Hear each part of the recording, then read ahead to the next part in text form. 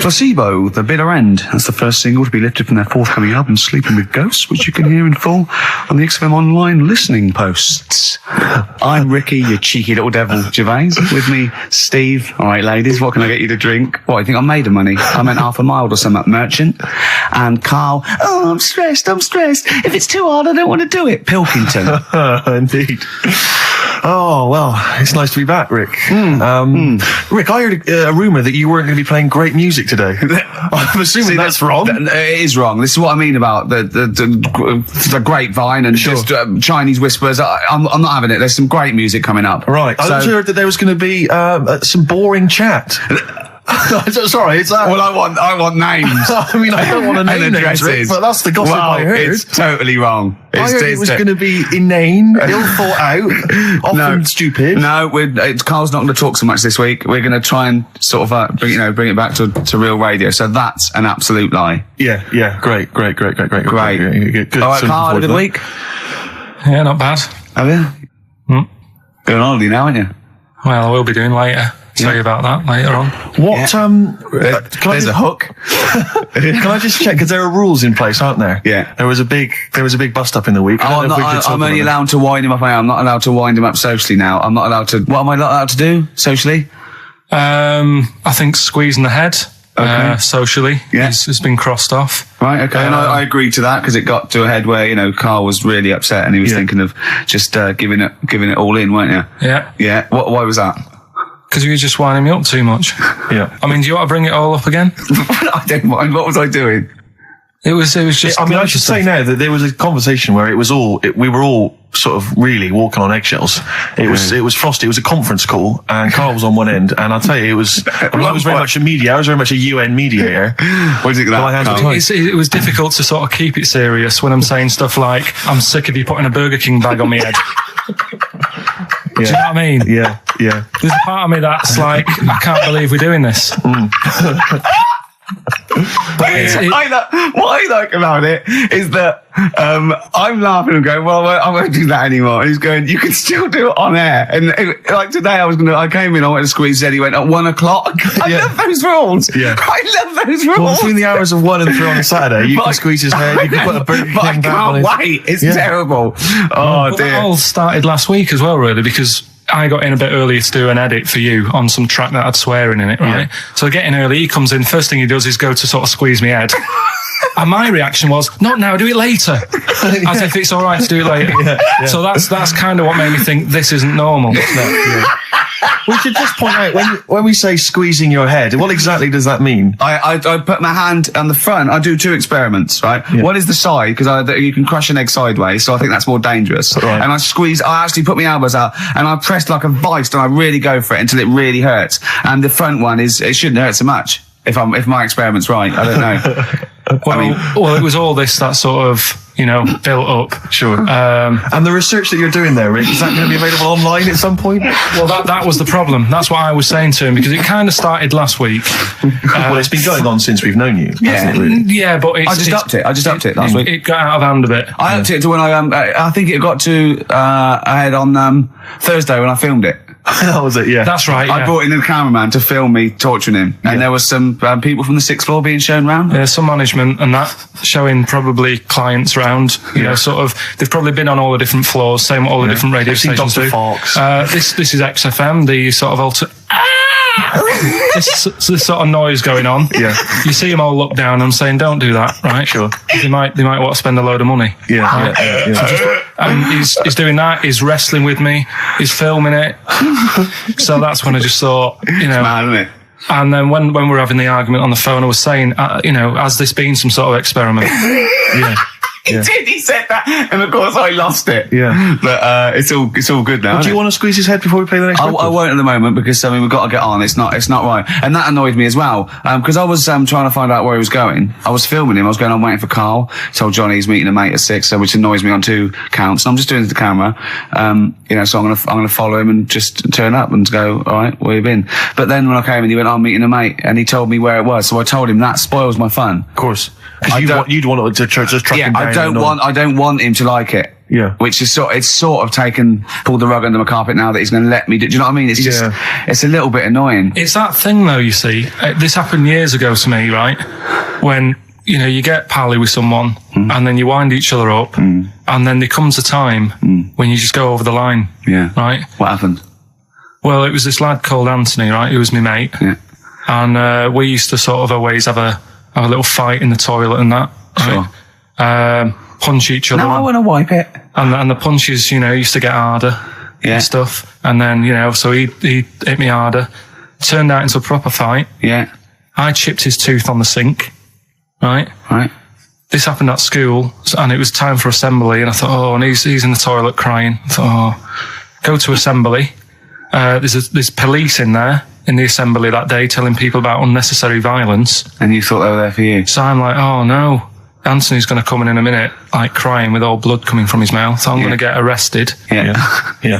Did you go running and sleep? That was an example of. Yeah. I mean, it kind of happened because I went out with a girl who he fancied. How old are we now? About 8 or 9. I think that's out of order, going out with a mate's girl. Yeah, but she didn't like him. He had like big ears and that.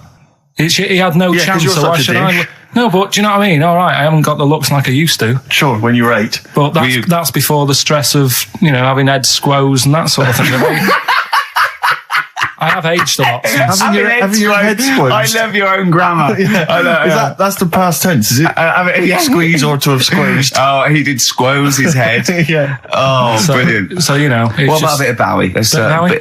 Be my wife. Carl, I'm asking you. I think we can squoze that in. Be my wife, Carl, come on. Will you miss me on holiday? No. Really? No. What?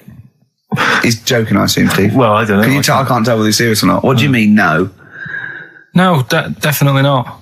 I mean, I might, when I get back, I'll go, just have a quick chat, but I'm not going to be sat there going, I wish I was back in London for Ricky to, you know. I've squozed my head. We've sorted the head problem out. Yeah. No, I still won't. No? Okay, well, that's still what I'm saying. I was with Carl in the week. I think it was Tuesday or Wednesday. And was it last week? There was a programme on about the child who was older than her mum. A child that was older than her mum? Yeah, right, which he was looking forward to as much as Oliver, the humanzee. Humanzee, yeah. And I didn't see it in the end. Did you miss it as well? I missed it. So and is what it is this little girl, and she's got an aging thing. So he was telling me about this. So it's all from him. He went, what it is, right? She's about 5, right? But she's aged, so she's actually 90. Right? And I went, oh God, really? He went, yeah. And then he went, could she get served in an off licence? I went, no. He went, well, that's not fair. I went, what do you mean? He went, well, I said, she's 5 years old. She's a 5-year-old girl. He went, yeah, but she's got the body of a 90-year-old. So, oh God, let her have a fag. Wouldn't you let her have one if she asked? Yeah. If you worked in an off licence and she wandered in, right, and so she's 2'6". Well, I don't know because I haven't seen it. I don't know that much about it. Yeah, she's a 5-year-old. 2'6". It's just an aging process, which is a degeneration of the cells, like what aging is. It doesn't mean she grew into a 90-year-old woman with a scarf no, exactly. going around the streets. What did you imagine it looked like? I don't know. I mean, she's aging fast, yeah? Yes, but it's more to do. It's not, yes, yeah. Because it was saying that her mum and dad are pretty stressed out about it, and I kind of thought, well, you'd be forever buying birthday presents. It's not like she's morphing through various ages. Like, my God, look, she's 58 today. 59, we can't keep up. Well, how's it It's work? not that. It's not like it has the same effect as aging on the body. So, at a cellular level, there's a degeneration as quick as if she'd gone through, I don't know. I got this from you. I'm guessing, Carl. It's not like she's watching Top of the Pops one week and she's loving it, then the next week she's going, I can't understand what they're saying. Yeah. It's not like music it's all in one bland day. dance. I remember when I was 4.5. They were real bands. Now, that S Club 7 were excellent. Yeah. But what's this tripe? S Club. But if she wants a fag... She's 5 years old, Carl. But she's got to experience everything in a short spell of time. Do you know what I mean? You've got time to sort of... I think you're thinking of her life like that Fatboy Slim video, where it starts off as something crawling out of the sea and then it evolves really quickly over 3 minutes. I think that's not the case, Carl. Her mind she isn't aging in her mind at the same time. No, she's not living a whole life in 3 weeks. It's just her body is degenerating quicker than it should. So if you worked in odd bins, you wouldn't serve her with a bottle of wine? No, I probably wouldn't. Well, unless she had some ID, which That's would a probably bit cruel, be fake. isn't it? I said, well, on that and on top of all her other problems, he wouldn't even give her a glass of... Yeah, a bottle of wine. and her ID wouldn't look right because she's aging all the time. The photo would never match. Yeah. Look at my hair there. That was last week. Well, it was 2002. Exactly. Well, we don't know enough about it, so... No, I haven't seen it, so maybe we should apologise because that could sound callous and cruel because I don't know what the whole It was just the title. the vibe of the I was know the the title that It was excited something you. like, I'm older than my mum. No, it's the child that's older than her mother. Well, Yeah. so that was weird. There was some good stuff on in the week. You missed that, did you? You didn't watch that? Didn't see that. Saw, Maybe someone have it on video for you. yeah, if you taped it and you send it in. Watch it on fast forward, she'd really age then. Imagine that. Whoa! Well, we've got some weird stuff to talk about though. What? Coming up later. What? Darren Brown. Oh yeah. That was interesting. I know the fact that the track, we've just talked about him asking me nicely not to squeeze his head when people are around, and a girl who ages so quickly she should be served in odd bins, and he goes, but we've got some weird stuff coming up. That's Carl's world. Yeah. That's our song, isn't it, Carl? Leave all this misery behind, isn't it? Turing breaks. Painkiller. That's what I could do. I could sort of give you a little local anaesthetic and squeeze your head and see how far it would go before... Style, I want to get back off holiday. Oh dear. Rick, I was watching music television this morning just before I came out. I love it. I kind of agree with Wyclef Jean. Yeah. That just because she dances loco, it don't make her a hoe. No. But I can't help but feel she's not helping her case. I mean, she's there every night, basically, getting them out for the lads. I know. For money. Yeah. I mean, I don't mean that she's a hoe or a whore, as we say, but I can't help but think if you think people are slagging you off, calling you a whore, get a different job. Because I'll tell you this, you like the money. Yeah. She likes the easy money. I'll say this. If... basically exposing and sort of wobbling round your minge tits and arse doesn't make you a hoe. What does? I don't know what does. Look at Carl's head, just went down there, He doesn't like this sort of filth. He's thinking about Maxine. Who's Maxine? That's her name. Pot on her red shoes, Maxine. Oh, is it? Yeah. It's a moving song. What's the horse about at the end? Horse, I've never understood that. Is Wyclef doing all right? Is he? I'm always a bit concerned about the Fugees because I heard Lauryn Hill's her new album's apparently not very good. Nas, or whatever his name is, I don't know what's happened to him. He's disappeared off the face of the earth. I've got a soft spot for him all. I think he popped up too much. I think it was a bit ubiquitous, jumping up on everyone's... he's a funny bloke as well. Wyclef. He's a good lovely guy. man. He's a good guy. Good luck to all the So Fugees. good luck to all the lads from the Fugees. Any other bands you're concerned about? Hepburn. What the hell? What has gone wrong with Hepburn? Oh, it does make me worry. Well, do you want to do some, give some stuff away? I suppose so, Carl. We could, yeah. Yeah, set it up, set What it do you rolling. think? What is it? Which of your many competitions is this?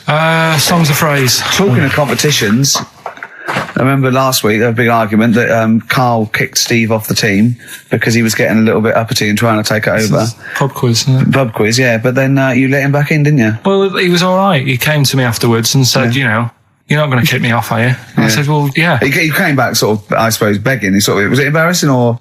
Well, no, it's just, he learned his lesson. He realised he's overstepped the mark, like you have this week. Yeah. Do you know what I mean? We've all learnt a lesson. Yeah, we've all learned a lesson. But I won the quiz, didn't I? And you didn't. Well, that doesn't matter. The thing is, but I won all the money, didn't I? Please bear in mind it's taking part that counts, Rick. Yeah, sure. I wasn't winding you up in the quiz, though, was I? And all your team was older. Yeah. Well, what's that got to do with it? You've got a collective age, your team, of about 300. No, one of them was one of them's actually 5, but she just aged a lot.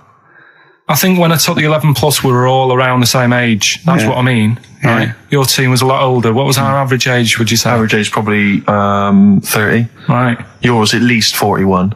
No. Definitely. No. Definitely. Only 2 of us were 40 and 3 were about 30. No, rubbish. Yeah. Who's 30?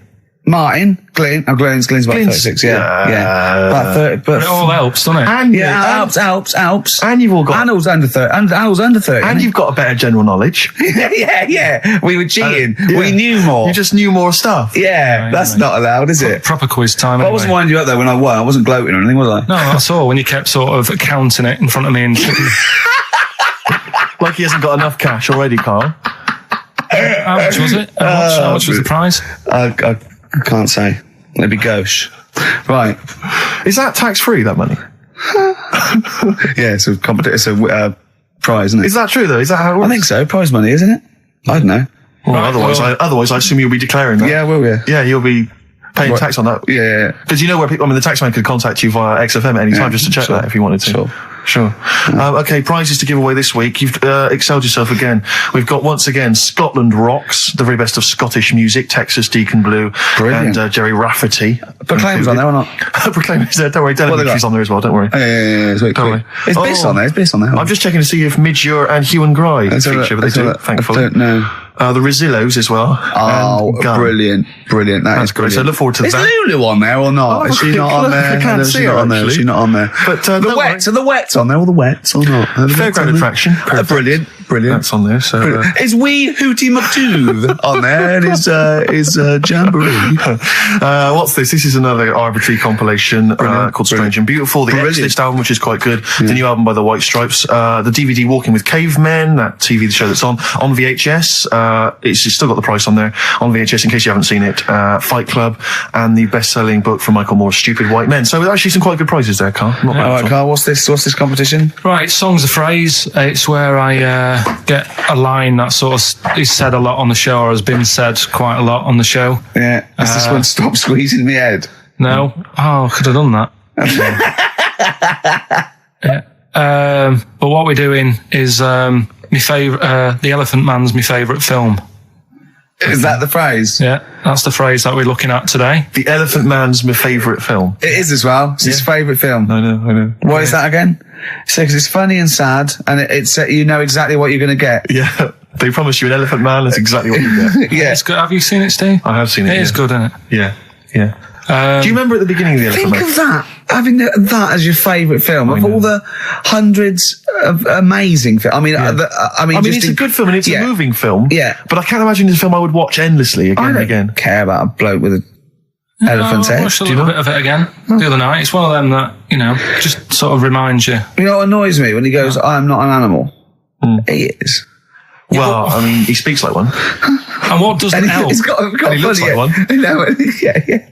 But it was a bit unfair because they never let him look in a mirror because he's a bit odd looking. It upset him. Yeah. So his hair was always a mess. Yeah.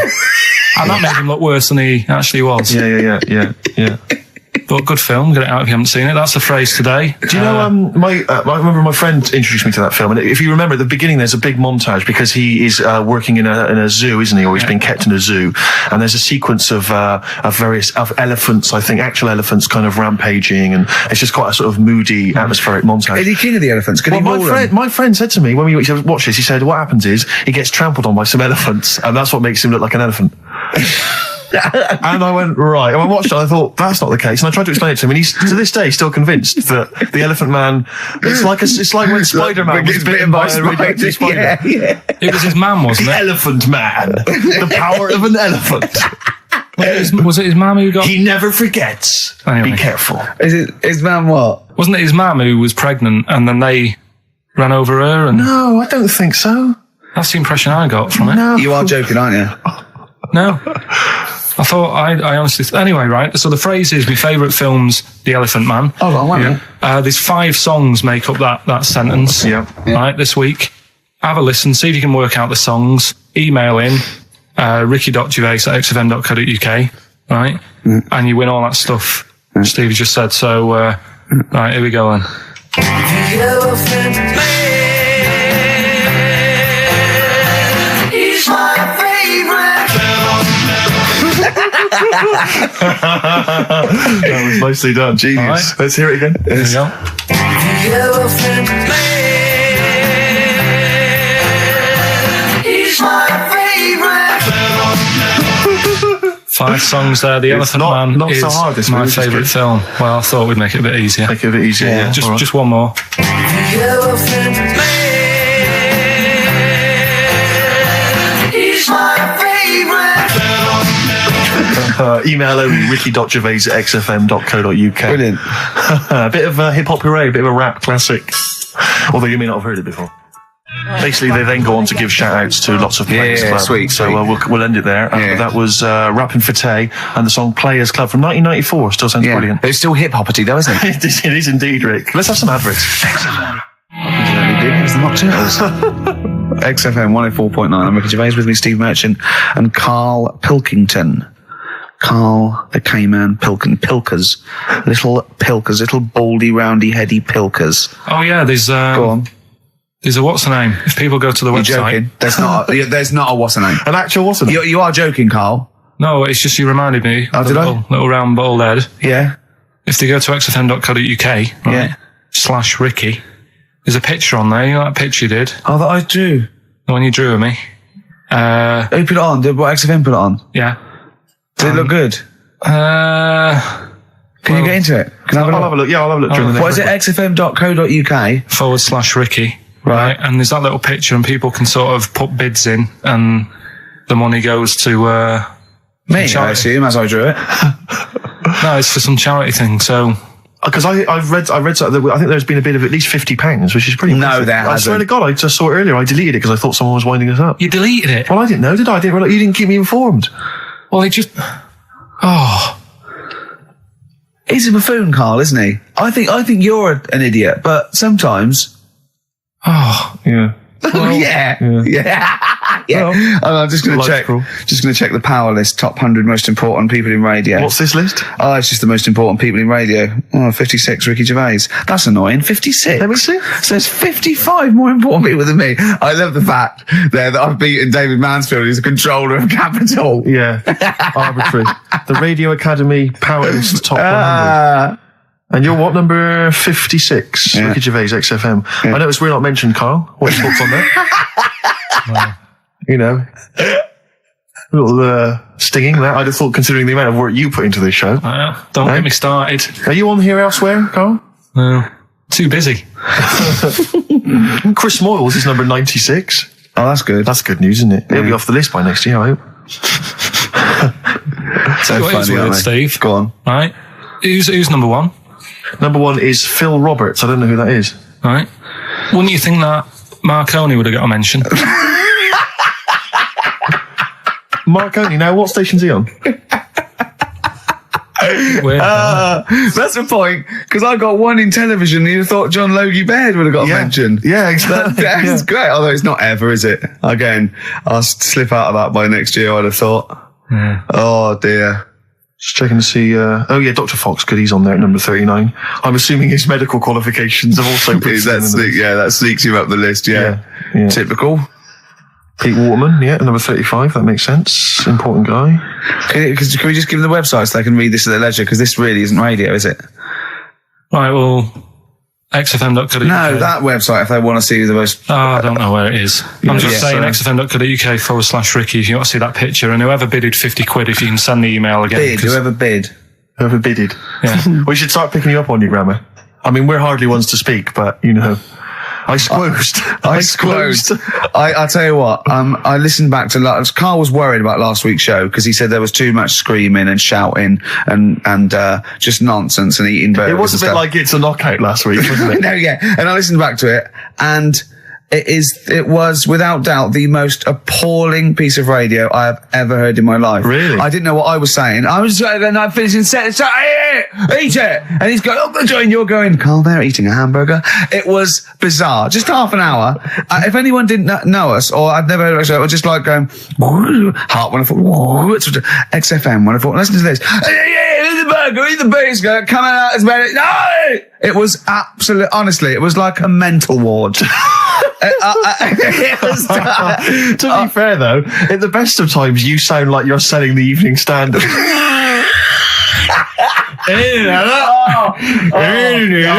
Oh God! Oh, we should have the worst bits available, shouldn't we? Just the worst bits of broadcasting ever. So where I didn't finish a sentence or I was just shouting or a record. I mean, it was swear word slips out, and just put them all on a CD. Like like Panky put out the best of his phone calls. Exactly. Yeah. Yeah, I haven't got that. The worst radio show in the world ever. Yeah, no, that's what I call bollocks. Yeah. Oh, like, calm down. That's shit. just cheapened it. Oh, now once Sorry, again. play record. Oh, tits. Good to see those boys still rocking. That's AC/DC. Shook me all night long. On XFM 104.9, I'm Ricky Gervais, with me, Steve Merchant and Karl Pilkington. Have we got the results of the quiz, Karl? Or? Yeah, I'll just play it one more time. It was Songs of Phrase. Is this the last time we're doing this? Oh, I thought so. I thought it worked better this week because it was actually doable. Yeah. So that makes a difference, Karl. We haven't done Karl's an idiot, yeah? Karl, you're an idiot, have we? Oh, well, that's a reason to keep it. Maybe we can end with that one when you come back. Right, well, the 5 songs that made up this little thing here was Mystery's Beautiful Blues, Eels, Innocent Man, Billy Joel, and my favourite Waste of Time, Owen Paul, Brilliant. Bohemian Rhapsody, Queen, Brilliant. Girls on Film, Duran Duran. It sounded like this. He's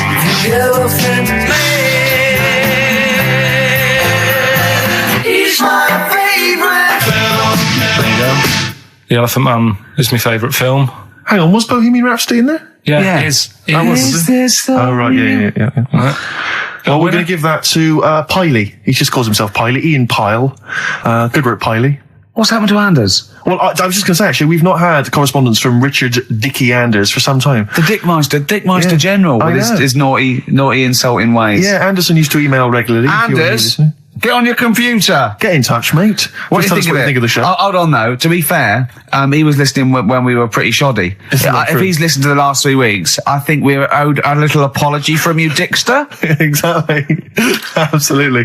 Listen, Piley, we want to send you all those goodies, including Scottish rock. But we don't have your address, so email in your address and we can send that off to you.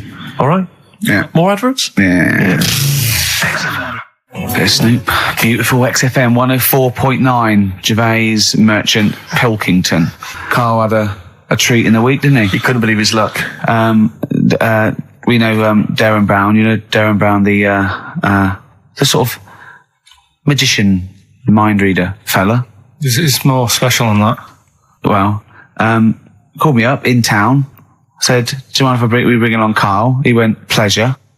Karl's very cynical, saying, well, he won't get into my head. Yep. Great, wasn't it? It was brilliant. He went, can I ask him questions? I went, well, no, it's social. He went, I'm not coming. I went, well, I'll ask him. I want him to know how he did that trick when he said, you got the winning ticket. I went, he's not going to tell you. He's a magician. He went, well, it's not worth it then. If I can't quiz him.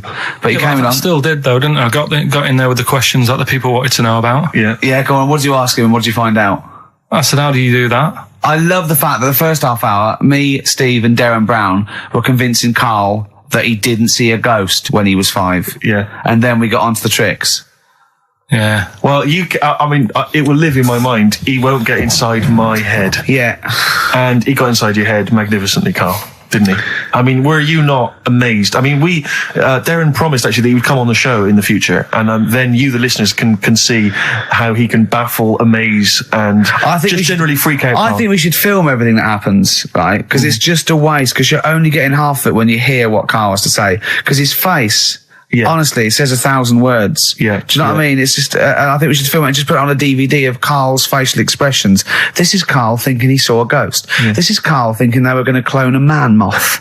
Yeah. It's just different faces. So do you want to try and explain what he did and what marvelled you so much? Right, yeah. He comes in, he sits down. I'm a bit sort of, bit spooked by him straight away. Oh, you're spooked by him straight away, Yeah, really? there's a weird thing about him. Right? So anyway, he sat there, and I'm watching him. It's because he was naked. Checking, seeing what he's, looking at and stuff. Yeah.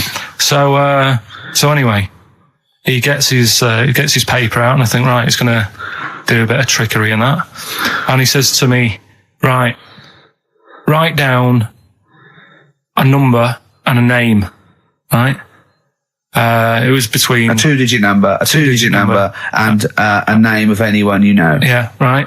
Now the thing is, I thought of the name because I was telling Steve earlier about the about the kid at school who I fell out with, right? Yeah. Over that girl who was called Aris, Yeah. right? So that name was like in my mind, ready to go. Because I didn't want to use anybody's name who I knew, sort of now, because maybe you've mentioned it in the past. You know what I mean? I couldn't say Suzanne. I knew couldn't say Colin Makin anyway. Yeah, well, do you know what I mean? So I picked a name, Well, I thought you might have been thinking about Auntie Nora. So I picked this name, right, that you three didn't really know about, right? Number just came to mind, right? So he 42, says, right, we were never thinking of that. 42, right? He said, right, just keep saying it over and over in your head. And I'm there, and he's saying all these sort of different numbers at me, and I'm trying to throw him off a little bit. Every time he said a number that was nothing like 42, I was sort of smiling, looking a bit nervous. Yeah. Don't know if you caught that. Right. I just all I could see was you looking sort of blank. Oh, right. So I was doing stony that. face. He picked the wrong person when he said, let your mind go blank. You'd realise he picked on the wrong person then. Right. So, you had to squeeze his head to get it going again. I said, Darren, if in doubt, he'll be thinking of monkeys. And Darren looked at Carl and he said, were you thinking of monkeys? He said, I tried not to and I thought of them more.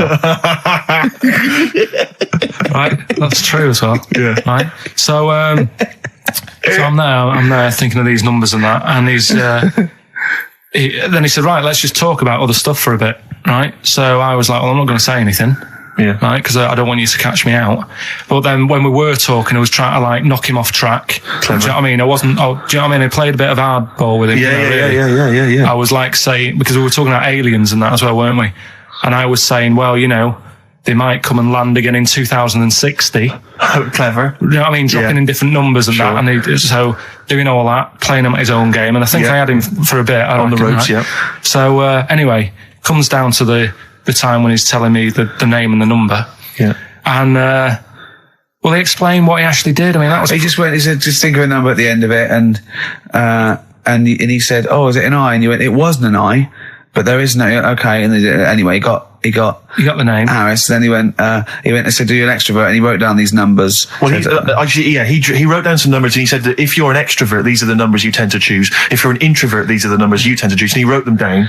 And he said, I don't think you're really an introvert. I don't think you're this. I don't think you're that. And I think he came up with the number 32, didn't he? He said to you, you're thinking of number 32. You said to him, no way. You couldn't believe your luck, could you, when you'd caught him out? But he said it's either 42 or 32, didn't he? Yeah. Well, no, but it was beside the point, because then he said, rather brilliantly, hang on a minute, if you just add up these numbers here, that adds up to 42. It was a magic if you add square. Up those numbers, that's 42. That's 42 across diagonally there. That box is 42. All the numbers that added up on the page, whether you go across, sideways, down, across, whatever, always added up to 42. Yeah. Right? And he's got the name Harris. Which freaks you out. He freaked me out. I kept saying to him, how do you do it? How do you do it? And he wasn't telling me. I was talking to people at work about him, and one lad said, apparently the trick that he uses is the same thing that Hitler did. Play record. No, seriously. Apparently it's the same thing, because he was saying... What? Play record. No, just let me finish, because I've even ran it by other people to check if I'm right on this. So let's do play record and come back to Because the people in the XFM office, they're pretty wise. They're up on that stuff. No, he used it in a different way. Play record. Hang on a minute. Let me hear it. All it is power of suggestion, apparently. And when Hitler used to do his big speeches to people. Yeah. So it's supposed to be play. Come on. Finish your point. Well, that's about it. Who told you that? Ian Canfield. A few different people. Right. The big thinkers out there in the XFM office. The brain boxes. But anyway, right? It's... Because Magnus Magnusson works on it so now, doesn't he? Right, listen. Or was it Paxman? Was it James Paxman? That blew me away, right? That the fact that he got the name, he got the number. Spooky bit, right?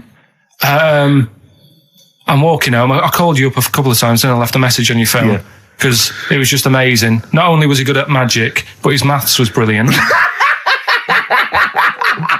No, well, that thing adding up to 42 was like, how did he do that? I mean, we didn't even make a big deal out of that. He said that to me. He said, all Carol Vorderman's got is the maths. Do you know what I mean? Imagine him on Countdown. Yeah. He'd even know what they were going to write down. Do you know what I mean? So a bit of a wasted talent. I should see him again about that. I think he's... He asked him, I said, why are you doing it on mucking around on telly? Then he went, sorry? He went, why are you mucking around on telly? Yeah. And was saying he said you could make some serious money. I think Steve went, well, he does all right. He went, nah, but if he did that with the ticket thing all day. Yeah. But didn't you say to him you should be working for the police force? I said, yeah, you should be in a police station. You could help people out. Yeah. Do you know what I mean? It's not a daft idea, is it? Not really. Right. So anyway, right. So I get home. Still, I'm calling different people up walking home. I couldn't believe it. Yeah. Right. I called Suzanne up, telling her about it, and she's like, "Slow down." She said, "You're like a little kid who's just been on a fairground ride or something. Yeah. Slow down." Right. So I'm telling her, call me mum and dad up. My dad wasn't that impressed. No, of course She's not. like, well, it's all been done before. But anyway, right. So, But then he wasn't impressed with Little Donkey, was he? No, he's not impressed by much, is he? Right. So I get in. He probably had to nip out down to the phone box. Right. Do some thieving. Yeah. We've forgotten bread. Love, I'll just go down the phone box. Yeah. So I get into my flat, right, and what they do in my flat where I live, they put the post in like these little pigeonholes, right, and I don't normally check them out. I leave it for Suzanne to do, right? Sure. But this time, for some weird reason, I thought, right, I'll check it, see if we've got any posts. Open it up. There's only this. A letter for Miss Harris. Yep. There it is. Bona fide in front of us. A letter addressed to a Miss Harris. Well, does she live there? No, it's my address. She doesn't live there. Did she ever? Don't know. It doesn't matter. It's weird, isn't it? But We've never had. Normally, I think there was a guy who lived there called Yaki Shoki. Mr. 42. It was definitely wasn't an Harris, right? This is the first time we've had a letter for this woman. Yes. Right. But what are you claiming? Because Darren Brown himself admits that it is not paranormal, it is not supernatural, it is a trick. It's a trick. Is it? But he would say that, wouldn't he? Hitler said that. Play a record. Well, can we open this? No! It's illegal! No, but I'm thinking if What it's if a we opened it birthday off card air? for someone's like 42nd birthday. Right. You can't open that letter. Go and put it back, or you cannot open that letter. Why not? You can't open someone else's mail because you think Darren Brown's supernatural. What if we steamed it open, then resealed it? No one would know. It's only a letter. You can't. You can, but I don't want any part of it. Carl, I think you should open it. No, you open I'm it. not opening it. It's against the law. You should open it Right, then. we won't open it then. They won't send you to prison. Forget it. You'll get off. Cure. Yeah. Bit of Bit of cure. cure. There's Yeah, no it's cure, no. operation. I'm looking. What? I'm tempted to open it. Well, do you want to, Steve? There you go. No, I'm not going to open it. But I think you should definitely. 6 Different Ways by The Cure from the album The Head on the Door. We've enjoyed that. The head on the door, Carl. Ooh, bit of a coincidence. Spooky, isn't it? It was only 4 weeks ago you were talking about a head and a door. Exactly. Has the door got a number on it? 42. Oh dear. So we're not opening it. No. Well, I can't open it because as the producer, right? Oh yeah, because your standing in society is such that they'd make a real example of you. Yeah. A producer of a tin pot radio show once a week. Yeah, he should know better. He can press buttons and talk at the same time. Sending down. But they wouldn't try you in an adult court. You would Carl. get They away. wouldn't be You allowed. would get away with it. Just they hear you speaking for a little while, and the judge would end up squeezing your head and letting you off. It'd be like those people who train monkeys to break in. Do you remember down in South London? We talked about it in the past, and they were going around robbing stuff, and they trained them to do it. Yeah, think so they're I think doing some time those. I don't think those monkeys would have got in trouble. It would have been the keepers. So, I think XFM would probably take the rap. Will you open it? No, I can't be seen to open it. No, he's I'm a an writer award-winner. director. Exactly. So am I. I can't be seen to open I'll it. give it here then.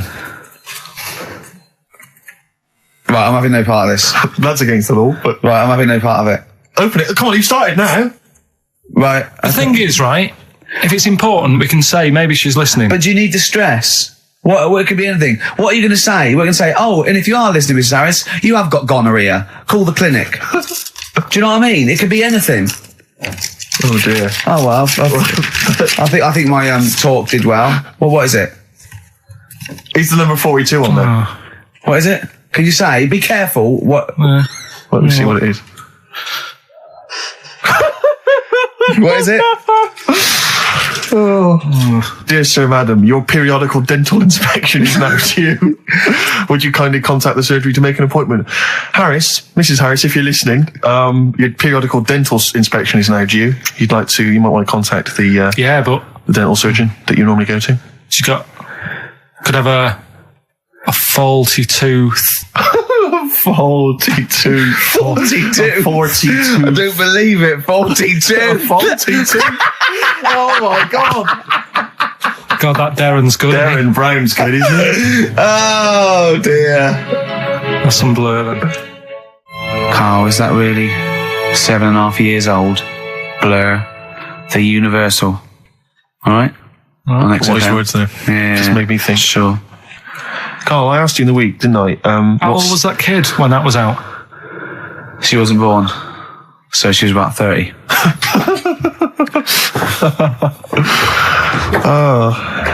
Well, I think that's the first time we've officially broken the law on air. What? I don't think we've broken the law before on air. have Be we? all right with the dentist appointment.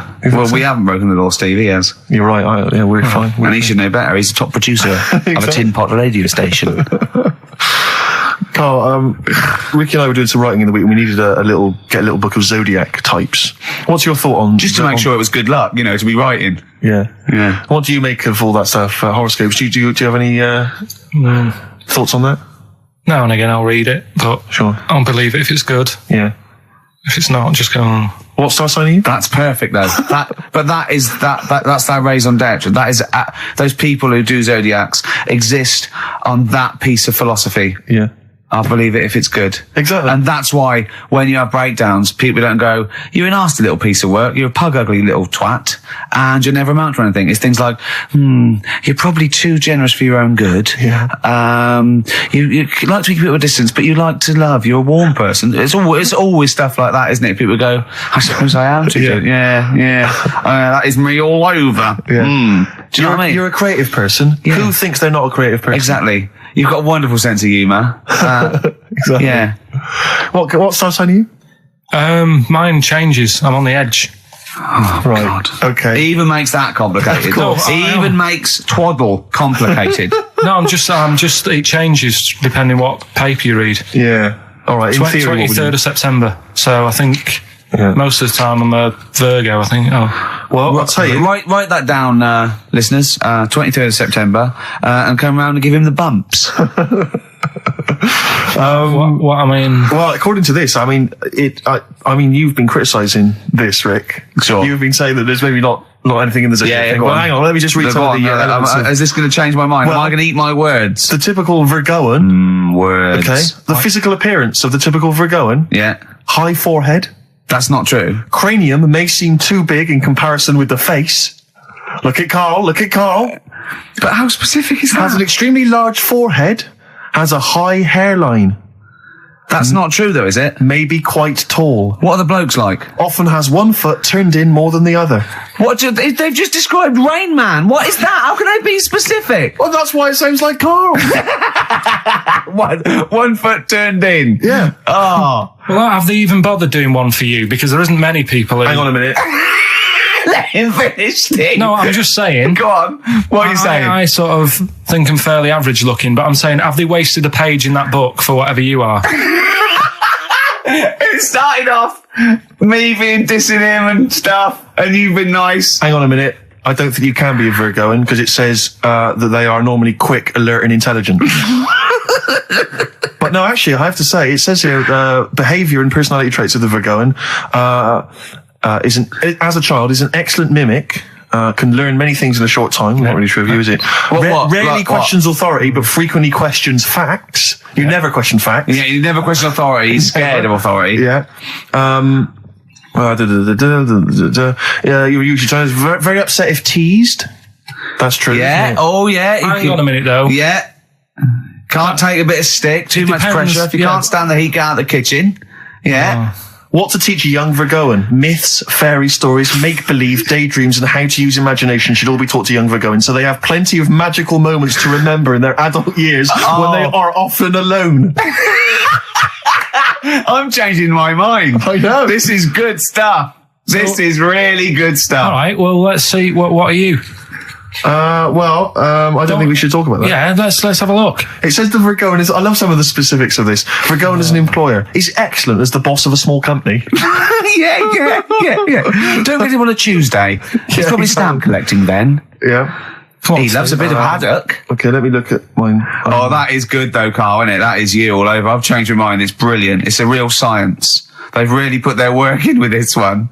Let me see. Sagittarius, Sarah Jones. Sagittarian is a happy, playful little clown. Little. Greets everyone. Oh, dear. Yeah. Let me see. Sagittarius. He's only going to read the good bits, though, isn't he? Yeah, exactly. If that's it, what can it say? Have they done yours in sort of small print? Because you've got special eyes? I don't know what that insult is, Carl. What kind of an insult is that? Well, He loves it. He's happy with that. Look at his face. He's done me. Oh, dear. Back together. Little baby bird. On XFM 104.9. Gervais, Merchant, Pilkington. Gervais, you're Cancer, is that right? Yeah. Just looking you up in the little zodiac book. Sure. Again, I've really changed my view. I used to dismiss these out of hand, Oh, here we but go. these are bang on about Go you. May have remarkable teeth, perhaps prominent, irregular, or in some way unusual. You Yeah. have got quite strange teeth. Who doesn't know when they're English? Even if slim, may appear broad or plump. May be plump or tend to put on weight very easily. Yeah. Correct. Yeah.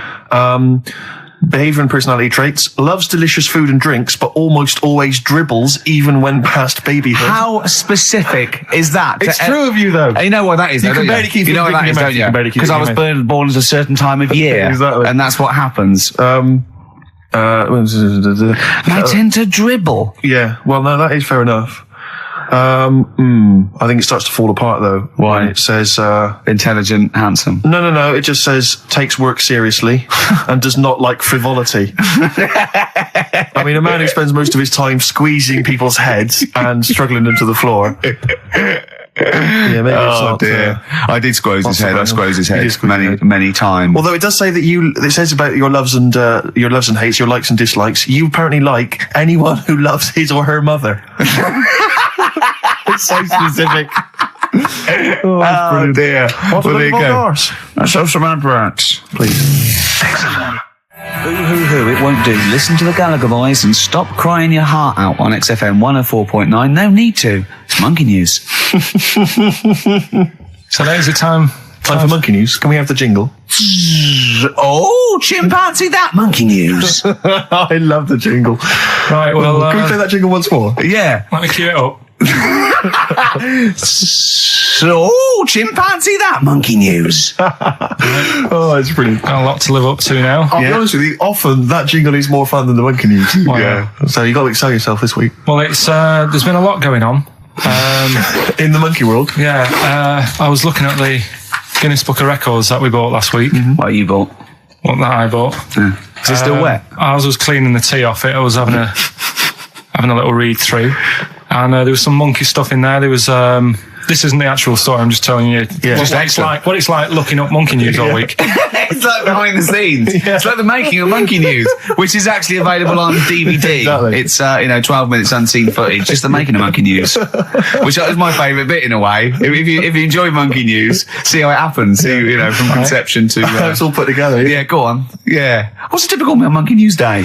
Well, there was some stuff about a monkey in the Guinness Book of Records. I think it had the record for asking for a cup of coffee in 23 different ways. I don't know what to say. Oh. That's good.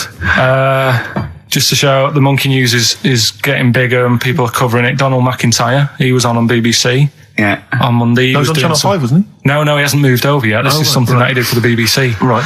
So that was pretty good. That was about well, it wasn't good. It was pretty sad, really. What? He was doing these things. You know, like last week we were doing Cheap as Chimps, Yeah. and someone emailed in saying, Donald McIntyre's doing Cheap as Chimps. Really? And it was about... I bet he wasn't. I bet Donald McIntyre did not do a program they called didn't Cheap as use that Chimps. title. No. But you could tell where they'd got the format from. Sure. You know what I mean? Sure. And it was about gorillas and how much you can get one for. But the problem was, because they're that pricey, they were sort of... I mean, I don't even want... It is depressing. If it's actually. cool, then don't... Yeah, forget it. Yeah, it was a bit... Okay. You know, I mean, can I just say, in the making of Monkey News and Cheap as Chimps, not, and you'll know it's harmed. There's no monkey's harm. No. Go on. all right. Well, anyway, today's story was emailed in. So you didn't even do anything towards it. So when you say I've been working on Monkey News, what, you printed that out? So is the making of monkey news you checking your email? Well, Brilliant. no, I'm always looking at different options at, how much is going on. This is what makes me laugh when he says he's really busy. Yeah. I'm doing other stuff and that. I'm doing other stuff. People are sending in monkey news. Yeah. Yeah. You get an email. Is it check from it out. Reuters? Well, listen, it's from Steve. Okay. Right? Now, what it is this monkey, right? Yeah. Don't know where it was. Mm-hmm. But there's a bit before the monkey anyway, right? Jesus. Is this, now listen. Shoot me. Right? It's a bank. There's this bank, right? Busy bank. Normal day, everything's going normal, right? Busy bank, people going in, doing what they do, seeing about mortgages and stuff. Yeah. Everything's normal, everyone's happy, right? Yeah. So anyway, it's quite busy one day. Fella comes in with a gun and a balaclava on. Up to no good. Right, I'll tell you now, Carl. If this fella turns out to be any ape or monkey related species, you're never doing this again. You're never.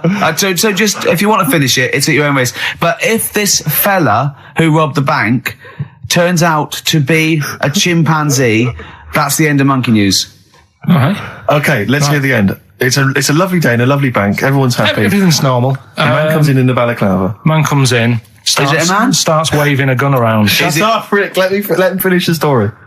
Starts waving a gun around. Yeah. Right. Up to no good. So everyone's thinking, oh God, wish you didn't come in here. It's not going to be a good day. How tall is the man? Shut up. Let's hear it.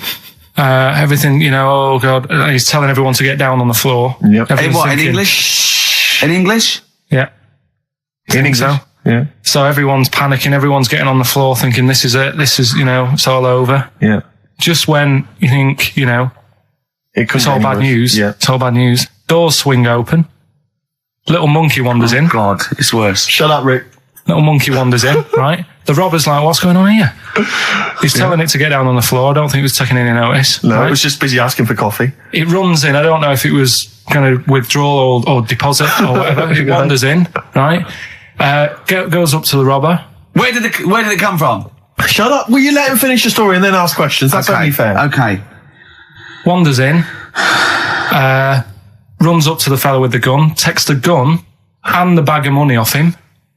Everyone's like, yay, we've been saved. Then the monkey starts backing out with the gun and the money. Shut up. Sit down and I'm having this. And Here's the end of the story. It does a runner with the money and the gun. No one's seen it since. You are an idiot. I mean, you have said some stupid things in your time. What are you talking about? It's a story that happened. No!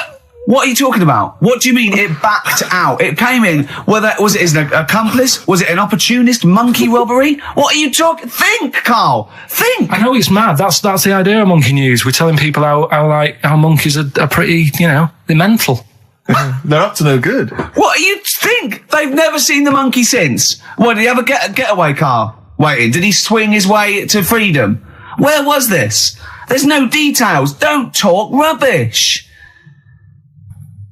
Well, yeah, Steve emailed it in. He's got it off the net. And the funny thing is, Can I see it? Have you got the information there? Yeah, the funny thing is, it wasn't just him who sent it.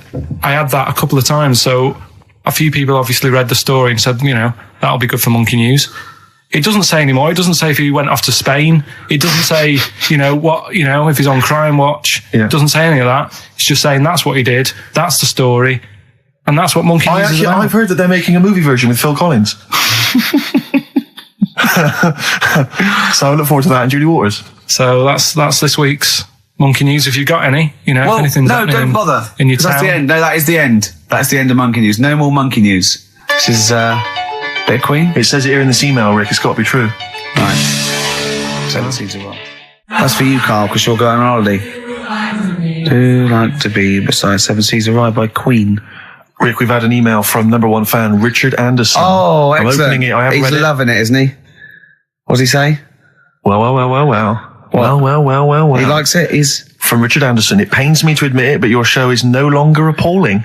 Go on. Congratulations on being only slightly rubbish. Excellent. Hey, Cheers. we're winning him round. Yeah. I'll tell you what he'd love, though. I know what he's a big fan of. Well, adverts. Yeah.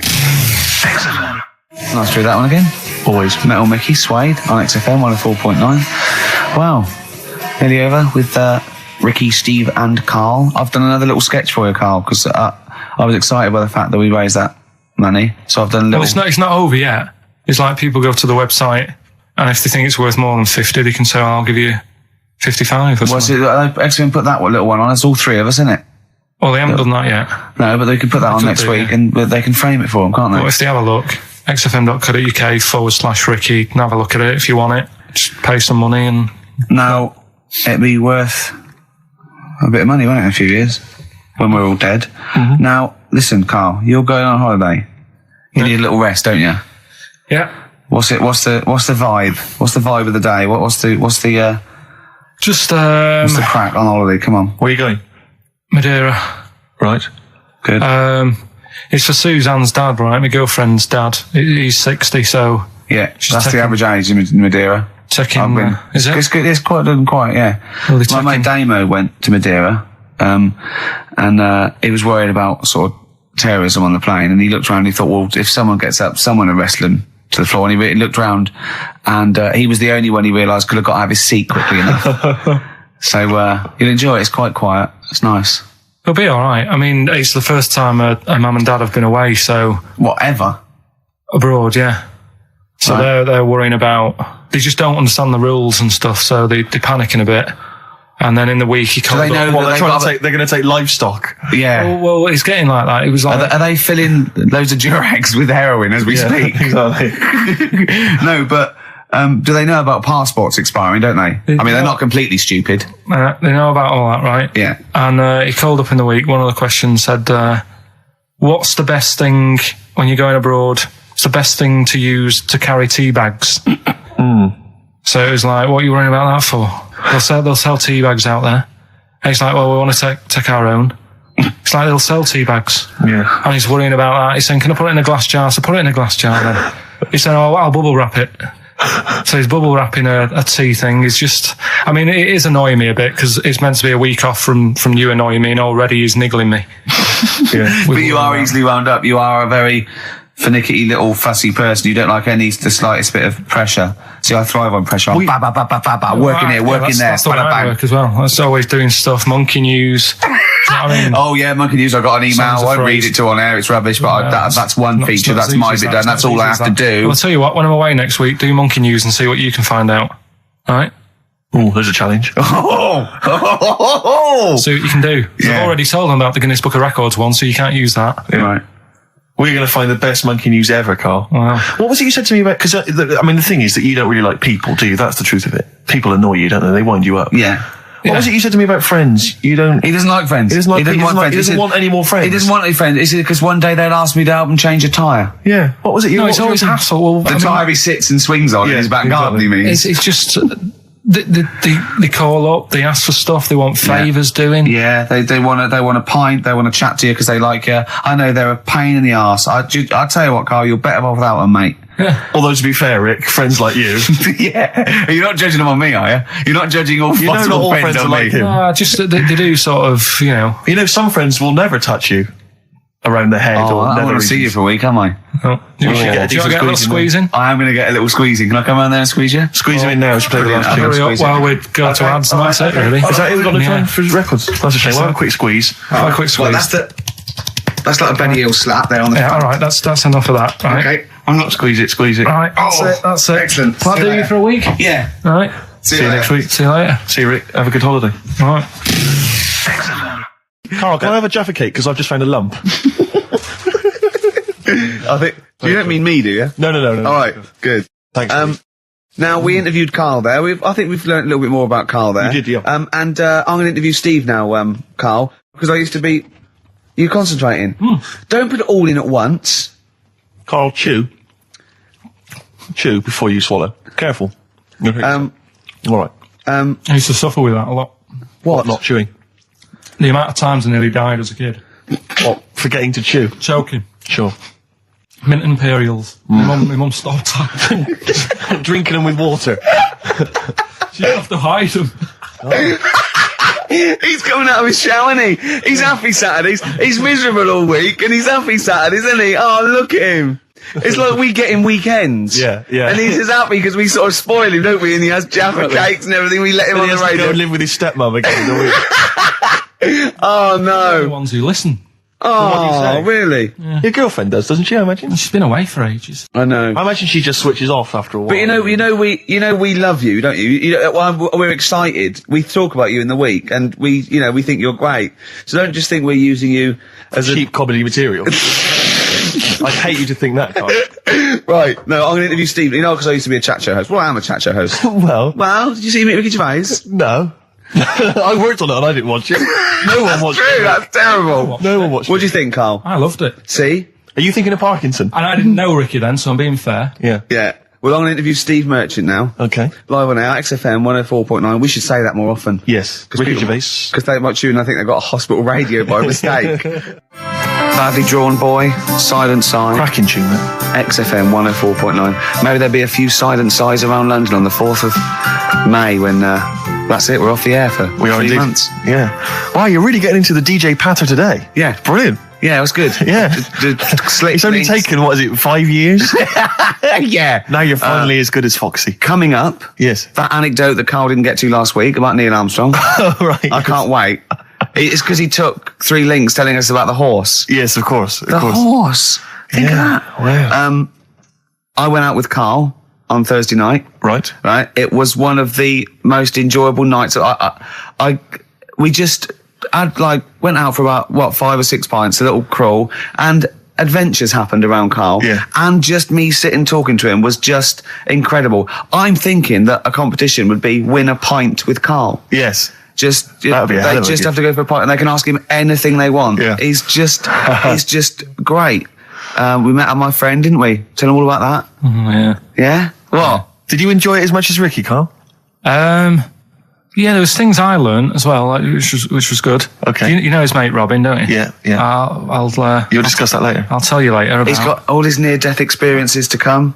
Win a pint, and of course coming up, Carl's homework was the quotes, and Carl's come up with a great idea to show that anyone can do quotes. He's invented a thing like faking it, where he's got 2 real quotes, right, and he's made one up. Okay, and he's going to fool us. I bet we won't be able to. Brilliant. Sorry, what was the challenge of that? Look at him looking at us. What's the matter with you? It's just that before you were like, no, this is good for you, but now it's turned into a game. At your expense. Yeah. Have you only just dawned on you?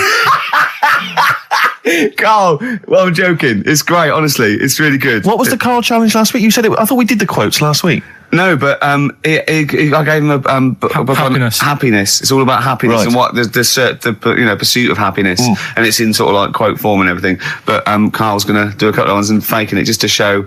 I mean, because he's been coming up with fables all week as well. Now he comes up with something, he goes, "That's a fable, isn't it?" And he tells me so he's getting good. Now to it all. Should we play another track? Well, have you got something? You got something fresh? I brought in. I saw Elvis Costello and Jonathan Ross a couple of weeks ago, and he did just an acoustic version of Alison, and I forgot what an amazing song it is. And it's just he's fantastic. He's the man. Listen to this guitar sound. It's so beautiful. Steve, you'll wish you hadn't told that wimpy tale when you hear just three random tales of near-death experiences that Carl told me. Right. Coming up. I mean, honestly. Really? At least you had stunt people and crash mats. Yeah. You got paid. Yeah. The things that he got up to just through stupidity will put you what? What one of them wasn't through stupidity? Cakes. I'm already excited. The cake one? Yeah. Which one's that? Sorry, you had a near-death experience involving a cake. Hold on, I've got 3. I've got the paper round, the snicking slate, and the Mr. Freeze. What's the cake one? Yeah, I suppose the cream cake. Oh, yeah. Right, now you're talking in riddles. Can we have these next? Yeah. Play a record. Strokes, hard to explain. Like Carl, really? Yes. So, Carl, concentrate. Yeah, go on. So, we'll leave the worm with the bacon wrapped around the head, shall we? Well, if you're ever caught in the jungle... Yeah, always carry some... Bit of Danish. Good advice. Lovely. So, would you like to start on your... to Steve, because I've heard all these. We won't do them all. Well, we'll start off with the Mr. Freeze. Tell Steve the story of Mr. Freeze. This is the first time he nearly died. This is the most serious of the lot, really. So, what it was, do you know, like, don't know if your mum and dad did the same thing, but like they do the weekly shopping on like a Friday. Yeah. So when you got to Thursday, there wouldn't be much stuff left in the cupboard. It'd just be like, you know, your Jacob's crackers and stuff like that. So when they'd been to the supermarket and they came back, I was like, you know, what's that saying? Like a pig in... You know, I loved it. It was like loads of food coming in, loads of biscuits. What is that saying? He nearly said pig in shit. Right. Is that the saying? Yeah. Right. So yeah, all this food comes in. Thank God he didn't. Otherwise he'd have been in trouble. That's true enough. Because he's culpable for our actions because Exactly. he's the producer. So technically, that twat's in charge. Go on. Right. So anyway, so there's loads of food, and I'm like, oh yeah, look at this, and chocolate biscuits, and you know, penguins and stuff. Bacon. And bacon. Just in case, you never know. So anyway, my mum and dad's putting the food away. Me and our kid are like, he's already grabbed something, gone back upstairs. It's like feral children. It's like a quest for fire. And then they run upstairs. What did he do? Sit under the bed, gnawing at some sort of pig's trotter. So I saw. Do you remember Mr. Freeze Pops? I do. Yeah. So they're kind of like popsicles, icicles. Yeah, but really long, like a foot long, right? Yeah. So I thought I'll have one of them. So I grabbed it. Went for the nutritious stuff first. Absolutely. And like my mum and dad are putting this stuff away and what have you. And I rip it open and knock it back, right? Straight away, just right back like Swallow that. it straight away, yeah. But it went down the wrong way, right? So I was down your shirt? So I was like, oh God, I can't breathe. And my mum and dad didn't even know what I'd ate. Do you know what I mean? I ate it so quick. Yeah.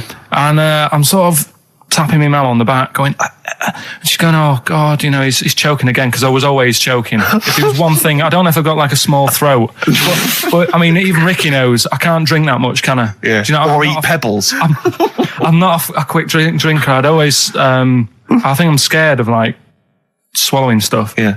And it was like bottle tops and mint imperials and stuff. I was always choking on stuff. Oh, jeez. So anyway, she's going, oh God, what's he picked up on it now? Drop it. So- And she hit his nose with a stick. So I was going, I'm choking. At this point, my dad had like, I think he'd put his share away, you know, his food away, and he'd gone. His share. I love it. Yeah. He'd gone to watch like Winner Takes All or whatever in a lounge, and I was in the kitchen, and I was starting to like I didn't care anymore. Do you know what I mean? I just got to that point where I wasn't struggling anymore. You just thought, I'm done I just for. was like falling to the ground. And my mum's going, you know, get in here, I think it's serious. And my dad comes in and sort of starts shouting at me, saying that's what you get for being greedy. He didn't even know what I'd eaten. Well, it was the moment to teach you a lesson, certainly. So he's there like that, and my mum's going, oh, look at him. And my lips were going purple, and my eyes were rolling into the back of my head. You look like Marilyn Manson. And so anyway, she grabbed me from behind and did that fireman thing. The Heimlich manoeuvre. Yeah. And, you know, winded me. And it came up, and I was all right. What, the whole popsicle came flying back out? You see, that's what I don't understand, because there was nothing there. No, just a little bit. No, it swells up, doesn't it? Because it irritated it. So it went down your sort of like your epiglottis. It went down the wrong way, like it went into your air canal instead of your throat, and it sort of spasms, and that's the fear. You just got to calm it down and relax. So in time, I would have been all right. Yeah, anyway. you don't. Well, no, you might have. So that's so that's hang on. one. So, but No. But the weird thing is, like for like 3 days after that, I felt like a sort of a special person. I went to school. I'm saying nothing. I did full days. a special needs person. Yeah. I went to school the next 3 days after that. I didn't like wag it or anything. I did full days. I love that. 3 days, turned over. Yeah, exactly. I did. After 3 days, you thought, screw it. Yeah, Well, did a quick history exam. But have you ever had that where you've like felt like I've been given another chance here? Right, next That was one. weird. That's popsicle. That's popsicle hell, we'll call that. Right, next one. Which one's the next one? Oh, what about your paper round?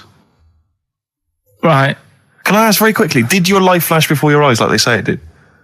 No, I just sort of went really calm and like, I'm ready for this now. Right. I wasn't bothered, do you know what I mean? You had no regrets? No.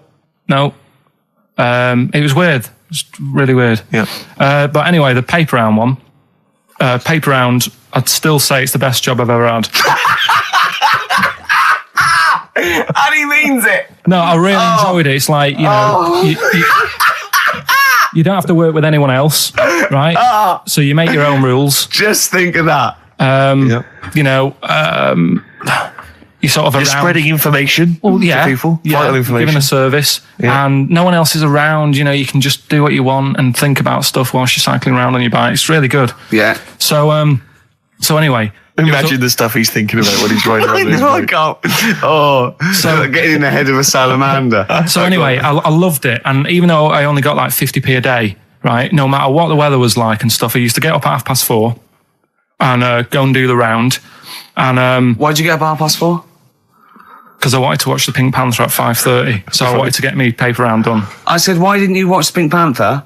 And then do the paper round. He went, I can't sit there thinking I've got my paper round to do. He'll ruin it for him. Yeah. So is it a good job or not? So 4:30, I was up and about, and this morning it was like winter, really bad winter, bad snow, you know, freezing cold, really windy and all that. And my mum said to me before I went to bed, she said, don't be getting up tomorrow. I'll give you the 50p. I said, it's not about the 50p. So, you know, people want the papers and stuff. So, Conscientious. so anyway, I went to bed thinking, you know, that's it. I've told her I'm still going. So, you know, whatever. Go to sleep, get up in the morning and put all my kit on. And I used to have layers of clothing on because it was really cold. I had like a big anorak on with the fur on. I had like waterproof pants and I got my paper round bag. And I went downstairs to get out and tried to open the door and it was locked. I thought, God. So she'd locked it so I couldn't go out. So I'm searching around the house looking for the keys. She must have hid them somewhere. I thought, oh God, you know, I've got the papers to do. So I thought, how can I get out? So I went upstairs, climbed out of the bathroom window. God. Right, and to try and jump out of the bathroom window onto the porch. But the problem was, I had so much gear on, I was like the Michelin Man. So I could hardly move as it is. Yeah. And I try to get out the window, and I'm like, try to stretch down like that, get my foot on the porch. And my bag got caught on like the hook of, do you know, like how you have a hook so you can put the window open? Right, yeah. The little arm goes on. My bag had got caught on that. I was holding onto the wall and my foot on the thing, so I couldn't sort of pull it away in case I pulled it away and then fell on my head. Yeah. So I'm stuck there. Dangling. My dad comes back from working nights. Yeah. He thinks I'm a burglar. Gets out his gun. So he's shouting and stuff, going mad and going, Dad, it's me. And he had to give us a hand using a... He's heard that wily trick in Manchester before. He had to help me using a washing prop thing, a big stick. What did he do? Well, he said, just hold on for your dear life and I'll sort of push the paper bag off the hook. Why didn't he go upstairs and sort it out? It was at that point where I was in the middle. There was nothing you could do. Do you know what I mean? It's at that point where you've just got to make a decision. Yeah. And by the time you go upstairs, who knows what might have happened? Sure. Do you know what I Yeah. mean? You've got to act there and then, not messing around. Yeah. So And you could hear downstairs, now here he is, the Pink Panther. Yeah. Dad! Hurry up. Pink Panther. Ever so pink. Oh. so that was close to death because I must have been about 30 foot in the air. Yeah. And I would have, you know, that would have been nasty if I fell to the concrete paving. So Well, And, there's more to come. Should we play a record and come back to this? Because he's got more. Oh, yeah, no. There but- must be one of them where you did fall on your head. This is the one I'm waiting for. There's got to be one. That was explained so much. Yeah. I nearly broke my back Jeez. once. My dad said, I bet I can't kick me height. And I said, I bet I can. And I don't remember this. You didn't tell me this one. I bet it can what? I was in the garden summer's day, and it was that era when like doing kung fu and all that was really popular. Sure. And I was like messing about in the garden, punching the tree and stuff. And my dad said, What a kiddie that's to be. my dad said, I bet you can't kick your height. Kick your height? What do you Yeah. mean kick as high as yourself? Yeah, so I must have been like 5 foot or something then.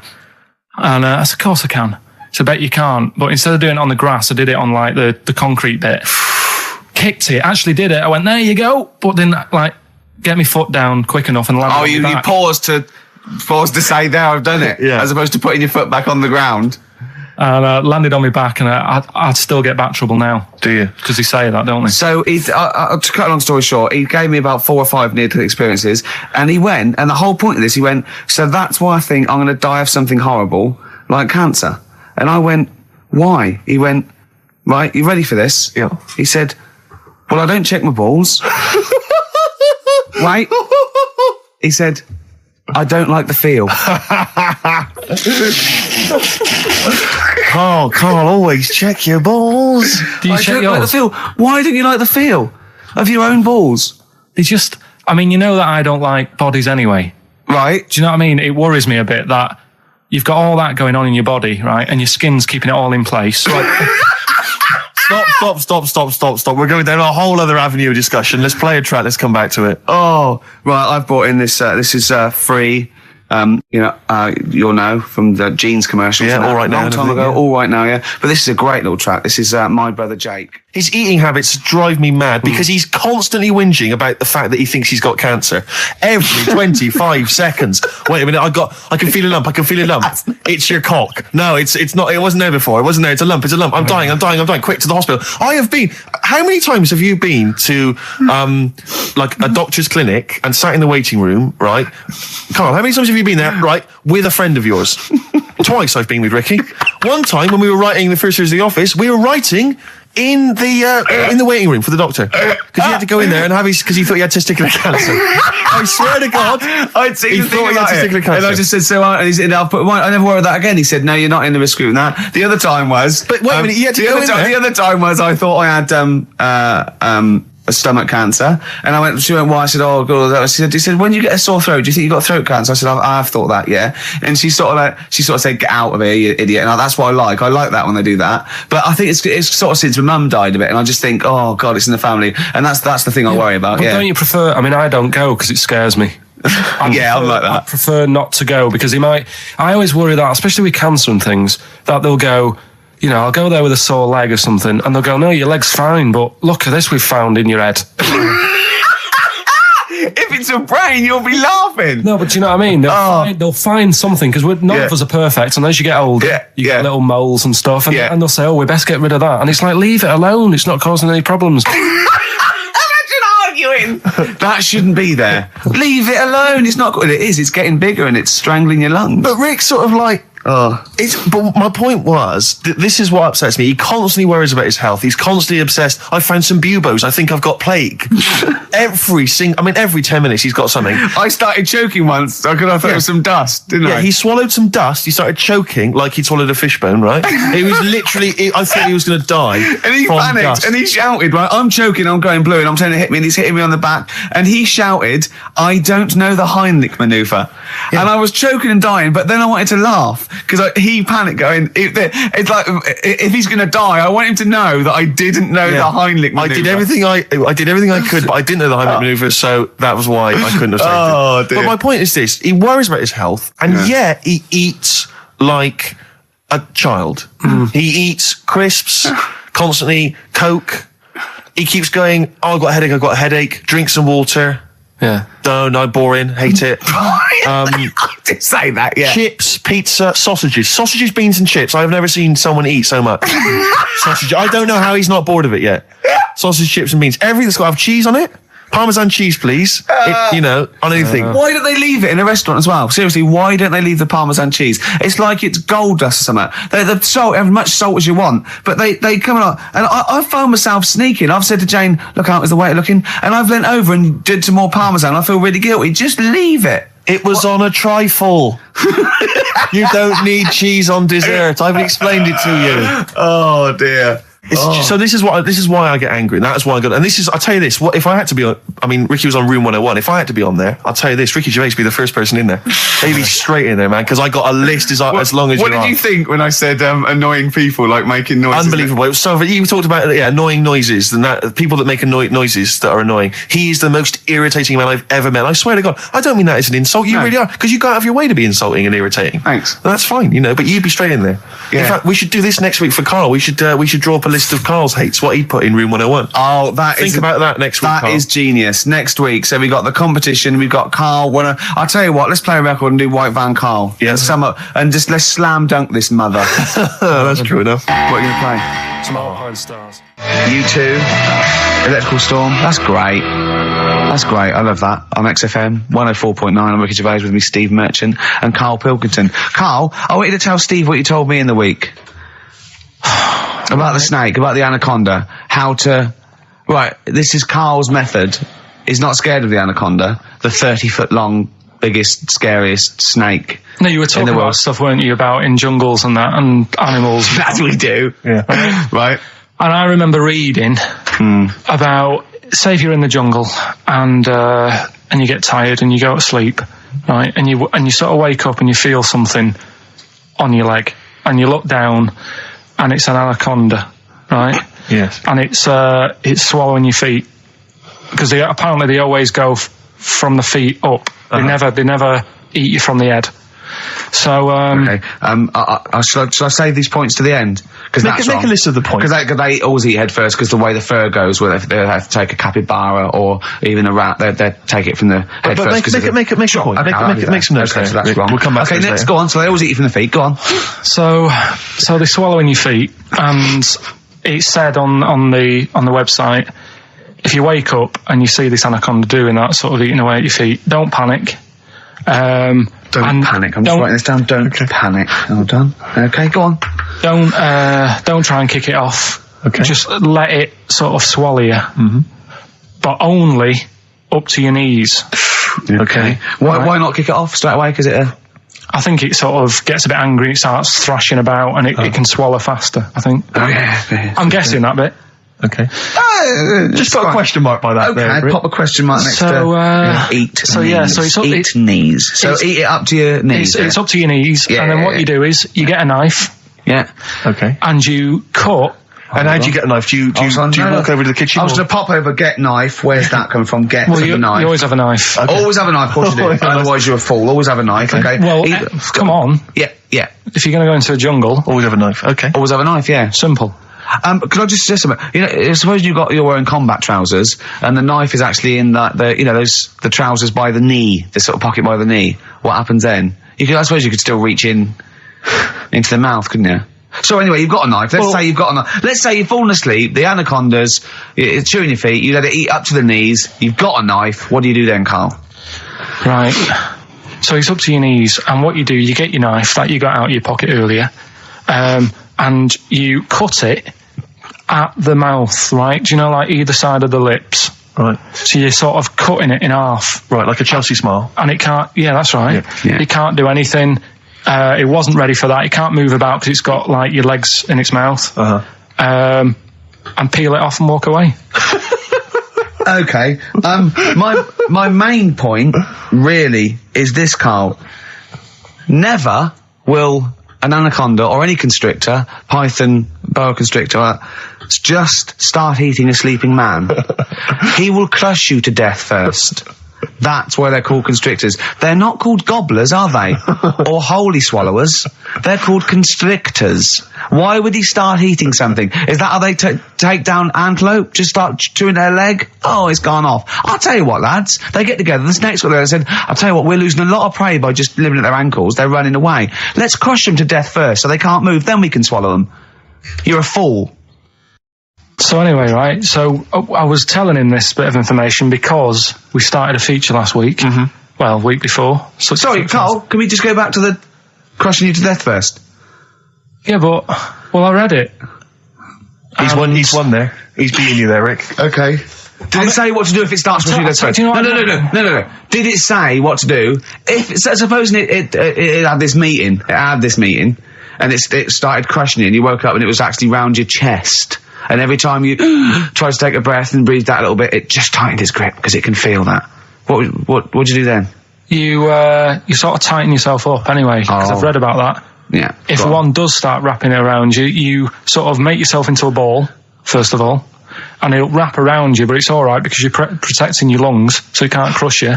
And then you just sort of shout for help, and you shout out with this 30-foot snake. Do you know how it works? It gets as tight as it can. It can feel as tight as it can, right? With these huge muscles, right? Yep. Right? When you leave a bit of breath out, it tightens again. You won't be that out of breath. You haven't been running anywhere, so you can just go. What? And when do you get the new mouthful of oxygen? Just breathe very slowly, like you do. How? Do you know what breathing is? It's extending your rib cage, right, intercostal muscles between the ribs, contract like that, okay, making the rib cage expand, which pulls air in through. It's like a bellow. That you can't just breathe via the mind.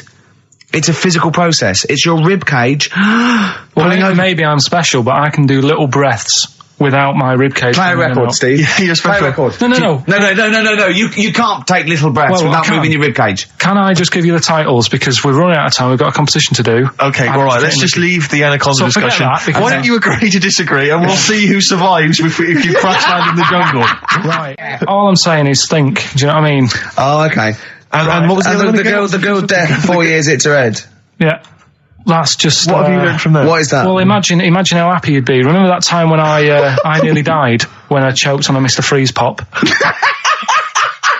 Right? No, tell us that one again. No, I told you, didn't I? Tell us again. Yeah, but the people will remember it, and then it's. They weren't listening. Go on. What happened? It was ages ago when my mum and dad used to go out shopping on a Friday. 1970s? Get the food in. get a week's load of food in the cupboard and that, and we'd, they'd come in with all the food, and we'd all be like, oh God, there's no food left on a Thursday really, so we'd all be hungry on the Friday by the time the food got in. I love that. And That they wouldn't eat it. I imagine him like jackal puppies. Yeah. Just like licking your parents' mouth for food as they come through the door. So they come in from the supermarket, they're emptying the box. Our kid had got some biscuits and what have you. Frenzy, just a feeding frenzy, like pigeons. I grabbed the Mr. Freeze pop and knocked it back really quick, but it wasn't frozen, so I knocked it back so it was like a liquid, and it went down the wrong way, right, and I was choking, right, and I nearly died. It must have been about, how long can you go before you die? A couple of minutes to do Right, it. I reckon about a minute 50. Right, I was really close to dying. How do you know you were close to dying? Did your life flash before you? No, but I just was like... There's loads of instances of him eating pops. Yeah, exactly. I just was dead. 40 of those. Whatever, right? What do anyway. you think you'd see if your life flashed past you? What do you think, which elements would stand out for you, do you think? What? Start now, go back. What do you remember? What's the first thing you remember? As a kid? Yeah, just tell it now. Being in the hall and having our dog licking my face. That's your earliest memory? Yeah. Okay, what's the next one? Right, next one's probably being at primary school with Lindsay. Yeah. Was that your girlfriend? Well, a little friend who was a girl. Sure. And we used to have like tins with letters in, and you'd have to write stuff. But anyway, what were we doing? I got confused. Right, so anyway, I'm intrigued by the dog that was licking your face. well, bin that. We won't win that. No, it's a great feature. I just think you need to be a little bit more careful about what you consider to be education. Gone All funny. right, I all fell right. over. All right, well, We'll work on it next week. Play a tune, and what have you got for us? Because we've got a big competition. We've Come got to on. do the competition. We've only got 25 Yeah, well, come on minutes. then, Don't worry quick about then. it, Carl. Do Play a something, tune. play We'll a come back with tune. Rockbusters. What are we do you wanna playing? play? Let's play a bit of Tupac. Oh, that's what I'm coming out to, isn't it? Yeah, Fight. exactly. Yeah. Imagine it. Whack it up, whack it up. I did Crusaders I think I lasted that out for about 4 weeks. What's Crusaders? Well, he was my mate, right? He was religious, and I'm not really. But No, I mean, you believe in ghosts, though, and shadows pushing people off bikes. But go on. it's the same time. I think I told you once before that I went to the church with this lad because I swore, and he said he was going to tell me dad. Yeah. I was effing and jeffing. So he said, if you're going Is that how they get people to church nowadays? I love that one kid. He hasn't got the idea of the protection game. There's nothing in it for him. Either you turn to religion or I tell your father.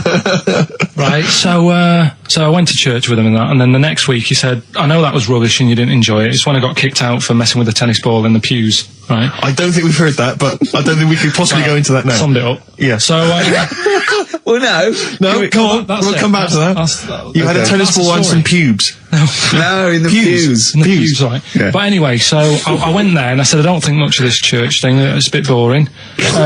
Sorry, and so you went to church and you ended up in the Crusades. No, it's called the Crusaders. What it is, it's meant to be the fun part of religion for kids. Right. And my mate said, oh, you want to come along? It's, you go on a Friday night and do it on a Sunday as well. Right, so I went on the Friday night. It was brilliant. They had Sabutio, played table tennis in this dead big old house. And what do they do at the end? Say, I hope you enjoy yourself. Remember, God gave you all this. Well, it's sort of, enjoy the simple things in life. You don't need computer games. You can play table tennis and that, and talk with your friends. Yeah. And blah, blah, blah. So, yeah, that's all right. I think you'd be happy in a young offenders institution. You get to clean the toilets there. But as don't well. forget, Carl, I think God invented Nintendo too. Right. Well, anyway, so that was all right. I loved it on the Friday. Yeah. And my mate said, if you go for 4 weeks in a row without missing a day, you get a free badge. And, And salvation. I don't like all this sort of being stuck in stuff. Do you know what I mean? That's what I did Yeah, about don't get school. tied down. Do you know what I mean? It's like, every day. Right, so, anyway, so you've got to come again on Sunday, so I thought, well, we'll have another game of table tennis, it'll be alright. Yeah. So anyway, I go on the Sunday. Who was this servant of God? Right. I go on the Sunday, it's like a totally different club. There's no table tennis, That's how they trick you. no Sabutio. Yeah. They start handing out Bibles. Oh. And It's like a I was timeshare Hang thing. on a minute, right? They trick you. So I didn't go again on Sundays. I just go on the Friday. Just go on the Friday. Brilliant. Brilliant. I'm amazed no one else saw through that. Well, the thing is, there used to be loads there on the Friday, so I thought they won't even notice that I'm not, like, do you know what I mean? That I'm not showing up on a Sunday. So anyway, carried on. It was Just brilliant. this kid in the vicar. Oh, I love that. You got one over on the church. So I was loving it, right? Playing table tennis and that. Yeah, and then on a Sunday, they found out where I live, and the head fella started coming round, knocking on the door. God. He's everywhere, Rick. Why did he knock? The fella, Politeness. the fella who like ran the club, he started coming round and knocking on the door. And I saw him coming up the path, and I said to my mum, "Oh, it's the fella from the Crusaders." She didn't even know what I was. No. She was thought like, you were "What off are nicking talking hubcaps about?" and stealing cars. She didn't have a clue what I was talking about. You've been going to church. to church, I don't You believe it. little bleeder. That's not how we brought you up. So I said, "Look, just tell him I'm not in. Tell him I'm not in." And then she had to keep doing this, and they were coming round every Sunday to try and make me like go on a Sunday. It was really important that I went and that I was abusing the system and all this. Anyway, I didn't go. And then Why didn't they just tell you on next time we turned up on a Friday? No, well, because there was so many people there on a Friday, you just get mixed in the crowd. Yeah. It was jammed. It was well popular on a Friday. Yeah. Right. But anyway, on one of the Sundays, it was quiet for a bit, and they stopped coming round. So I thought, right, I can go out again, right, on a Sunday, because I used to avoid hanging around the house. What sort of reign of terror is this? Incredible. So I thought, It's right, like the Spanish Inquisition. so I thought, great, they forgot about me. Yeah. Everything, I can carry on in sort of normal life now. Yeah. And I was playing out in the avenue. Fella comes round. And he goes, "There you are. You know, you're always busy on a Sunday. You enjoy Fridays and that, don't you?" I was like, yeah. He goes, "Well, come on, you've got to come with me." And I couldn't get out of it. Do you know what I mean? It's like, what could I say? Charlie says. Right? Yeah. So, anyway, he nearly killed me in a car crash. So that was the excuse I used next time. He had a Mini, right? And he was driving us there, and he hit the curb, nearly sort of turned over the Mini. Right? There was like 3 of us in the back. So I said... Is that a record? So next time, Or was it a joke? Next time he came round to pick us up, I said, "Look, really enjoyed it and that." I said, "But ever since that journey, I really, you know, I don't want to get in the car with you again because it scared me a bit." And I said, "All right then, I didn't have to go again." That's all right, isn't it? That's extraordinary. Yeah. He almost killed you in a car It's crash. parable. Thank God no one was hurt. Yeah. I remember that. Your life moves in incredible ways. Yeah. Rather like God. Yeah. So, So there you go. they're probably round there now, aren't they? Going, is he coming tomorrow? What we got? Well, we're talking about the prizes next. Well, let's talk about the prizes. We've got the big game Rockbusters coming your way soon, Rick. I know you're excited about that. And is there more educating Ricky this week? Have you got that planned? There is. We are struggling on that feature a bit now because I feel like we've covered a lot of topics. Yeah, I know. Well, I know about hairy Chinese kids and deaf people that hit their head and can hear again. So I don't think there's lots more to learn in life. Lady Stardust off Ziggy Stardust and the Spiders from Mars on XFM 104.9. I'm Ricky Gervais, Steve Merchant. Karl Pilkington is in the middle of educating me. Colon then, educate me. Right, so... I've learnt that you can, you know, fiddle around with your brain when awake. That's brilliant. I've never been a fan of doctors though, so this was a good one for me to look up because... Yeah. Did I tell you the time when the doctor said I was going to die? All right, keep talking. Right, ages ago, must have been about 15, right? And at lunchtime there was this... We used to have a choice of stuff to do at lunchtime, right? We used to have like a burger place that had an arcade machine in it, right? So we used to go there and play on that and have a burger. Or there was this baker's, right, that my mum worked at and did great cakes and stuff, right? So she used to like bring some home and that, but she couldn't always bring them home every night because, you know, they'd cost money and she used to get them for free. And they used to say they'd rather chuck them away than give them to the staff because there's a chance that the cream might be off. Right. Right, so they used to chuck them round the back. So I used to go around the back with my mate and eat a load. Brilliant. Scavenger eating out of bins. No, it wasn't out of bins, they were still in trays, but they just stacked them up near the bins, right? So this got out, I mean, it used to be chocker. Once the school found out, everybody used to go there and it'd be like, well, have a cake. The headmaster crawling through, fighting the kids off. Right, so I'd have, you just eat, I don't know, 6 jam donuts or something, and then you'd spend your dinner money on the arcade machine. Brilliant. Right? So it was a good afternoon, really, right? So you'd do that, and this one day I must have had 6 or 7 jam donuts, a few Congress tarts. What's a Congress tart? I love them. I can't get them in London, right? So I'd have some of them. If anyone can get a Congress tart for Karl in London, please let him know. So anyway, this day, that was just a normal day. Do you know what I mean? You'd once, twice a week, you'd have a load of cake. In your life, yeah. So normal anyway, day in your life. Were the frog boys there with the webbed hands and the big heads? And the horse in the settee? Yeah. But the day after one of these days, I had really bad cramp in my belly. Right? I was like in agony, could hardly walk. So I said to my mum, you could hardly stagger to the free cakes. So, I was in absolute agony. I said, I don't like doctors, but you'll have to get a doctor in because I don't know what it is. I can't walk. Just gets the doctor round. I won't say his name, but he said, well, doesn't look like he's got long left. Blimey. So I was a bit like, hang on a minute, I've only had a few cream donuts. Yeah. My mum was panicking. Sure. He went, my dad came in from work. She said, something's really bad with Karl. I think it's serious. The doctor said he ain't got long left. So he said, what? He said that and just left? So she said, yeah. He said, I'll have to call him then. So he called him up, said, what's all this about? Karl hasn't got long left, how long's he got? So he goes, I was only messing. He's just had some bad cream. Can you believe that? Well, the thing is, I like the fact your mum didn't ask any questions. I know. She didn't go into detail. Can you explain more, doctor? No, I got a shoe off. But she doesn't. I don't want to diss you or your family, but I imagine if I was there, I'd have known the doctor was joking. Yeah. That's all I'm saying. I mean, I sound very arrogant there, but I imagine he went, what's he been doing? I had about 6 cream donuts. Oh, right. Oh, wow. He hasn't got long to live then. I'll see you later. That's what I think the doctor did. Yeah. It's like the idea your mum just let him go. Yeah. Terrified, thinking, well, I'm not going to probe him. He's that's it then. Dad comes in. Hi, honey, I'm home. Anything happened? The doctor said Karl's going to die and then left. Did he? I'll call him. But anyway, that's why these sort of things fascinate me. Come on, someone talk. I'm looking at his face, his headphones are too loud. Instead of turning them down, he's just grimacing, going, these are too loud. I don't understand it. Yeah, how have you lived this long? How did you make it to 30 without getting squashed or eating something deadly poisonous? I told you, I used to choke a lot. We've had an email from... placebo, the bitter end. We've had an email from Andrew Forrest, who has just simply entitled it, Karl Pilkington. Oh, Karl Pilkington. What do you think of that? That's got to be your new name from now on. I had a mate who used to use it. What, he used to call you that? Yeah. Was that your nickname at school, Pilkington? No, it's not my nickname. It is now. No, it's not. It is now. Pilkington. Pilkington. Oi, Pilkington. Oi, Pilkington. Pilkington, do my homework. Where do you live? Where do you come from? Pilkington? No, there's this lad who called Mark, right, who used to go to school with, who used to call me that. And his mum, right, was like obsessed with cleaning. And I was never allowed in their flat.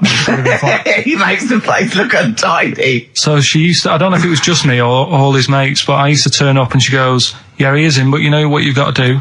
And I used to have to go round the side of his flat, and he had a computer, right, which I used to play. I didn't have one at that point, but he had one.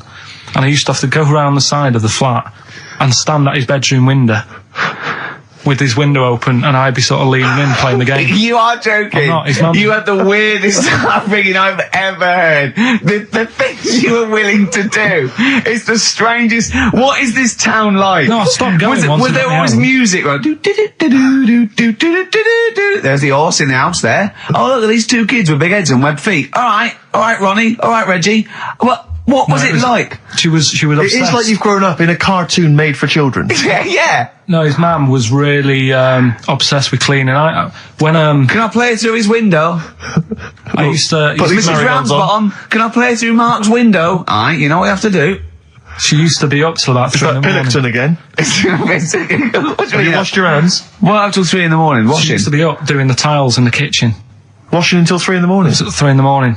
And for ages and ages, that saying that out on the tiles, I used to think that came from, like, his mum. Because she was out, like, cleaning them late. So, till I was about 13, I thought that saying, out late, on the tiles, Yeah. was... And now you're not confused by anything. Well... There's no misunderstandings in your life now, is there? So he was allowed to walk in and out of the house, was he? No, he was all right, and he used to come round to ours a lot, and my mum used to get these pies from Hagenbach's, right? So I don't know what that is. it's at that bakery where they used to chuck the cakes out the back. I'll tell you about. Yeah. And And he you used to at come round. 6, you at 6. He loved it, but I could never go round to theirs, or if I did, it was like, well, yeah, he is in, and I'd go, all right, and then I'd walk round the side of the flat, stand outside, Why did you ever knock at the door? Why don't you just go around and knock on the window? just check he's in, because he wasn't always in his room. If You he say was it in was the a- lounge, he'd have to go to his bedroom, and then that's You where say he To it was. meet you. This is the strangest. And you'd play a computer game through the window. You say it was a flat. It wasn't like a 5th story one, and you had to get in one of those kind of cleaning contraptions and, like, Nice. winch your way up. On the I first love the floor. idea of that. So- Oh, Pilkington. So, Right, we're done. that's What? he's What, got. have you got me any chimpanzee that? We've or? got monkey news still to cram in the next. Like, Let's do monkey 25 news now. minutes. I need some monkey no, news. I think we've done enough here, right? What do you mean? I think we've done enough here. We'll play a little song, eh? What? Play the verve. All right. Eminem. Sing for the moment on XFM 104.9. I'm Ricky Gervais. With me, Steve Merchant, with 5 little hamburgers. Got 5 burgers here, yep. And so I don't know, how should we begin, Carl? Do you want to just look at the size of these burgers? They're quite small. Look, they can see it on webcam, can't they? They can see us stuffing these burgers into your mouth. And by the way, I'm filming this, Steve. Look, Brilliant. Look, I've got a camcorder. We'll put this on unseen footage on a DVD or something. Or maybe on the website. On the oh, Carl, what if you break the record? Okay, Carl, I'm coming round now to just monitor this and adjudicate. What's the web? If people want to see this on the webcam, what is it? xfm.co.uk. Right, okay. Hold on. So- Can I, Steve, I'm can not I do being that? funny. I'm not being funny, right? But I think I have got like a bit of a wheat thing, You've got a bit of a what? a wheat allergy Oh, thing. don't give me that. No, seriously, my head's. I've been eating a lot of shredded wheat recently, and my head's got a bit bigger. Carl, I don't think you can let us down now, mate. So you just got to put that first No, one in. I can't put that like that in my mouth on its with. I've got are to you break it talking up. about? I've got to break it up. Can't break it up. Can't break it up. It doesn't say you can't on the rule thing. It does. It It's got to doesn't. be a I whole can't burger. look. I physically can't. Try it. I can't look. I'd have to be Jay Goody to get it. Seriously, look. Try it. Yeah, I know, but you're not approaching it right. That's Oh, it. come on. That's Come all. on. Keep Oh, going. God, he's not going to do one. Keep going. That's good work. Keep going. How does he get three in? Keep pushing. Ease it Keep in. pushing. Ease it Keep in. pushing. Get one in at least. Ease it Get in. one in at least. Get one in. Ease it in. Get one in. Push it. That's one. Let's go for another one. R.E.M. Night Swimming. It's a lovely song, isn't it, Carl? Huh?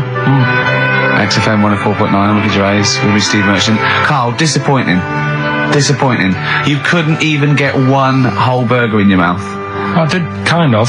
Yeah, but there was a bit sticking out. It just looked messy.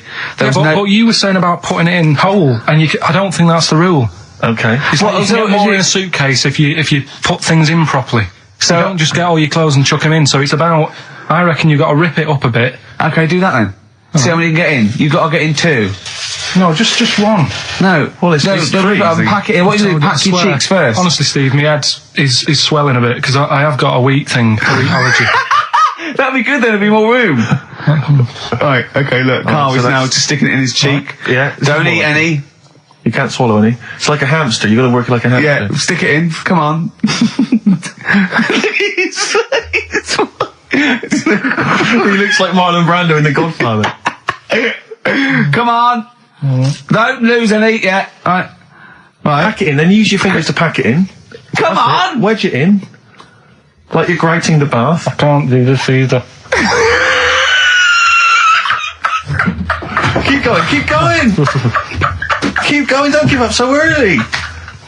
This is part of the problem. You just give up, Carl, too quickly. You failed again. It's like your history O level. Come on, Carl. Come on. Do something well. Succeed at something. Push it in. You've got nearly a half a burger there. Oh, I'll come round there. You're chewing. Don't chew. I've got a bit of food. I don't know what he said, but... Is that a whole one? No, it's not. I can see bits left. Come on, Carl. Come on, keep working on it. Keep working on it. Look, there's so much space in your mouth, I can see it. He's going red. Okay, we'll do another one. We'll do another one. That one then. We're doing a... Oh, are you alright? Are you going to be sick? Are you alright? Alright. Oh God, should we play a record? He's making my eyes water now. Okay, I'll find a different one for you. Find a different one for What about most grapes eaten in 3 minutes? I'll go. Do you want to do that? Grapes are easy, aren't they? That's easy. Great. Come on, grapes are easy.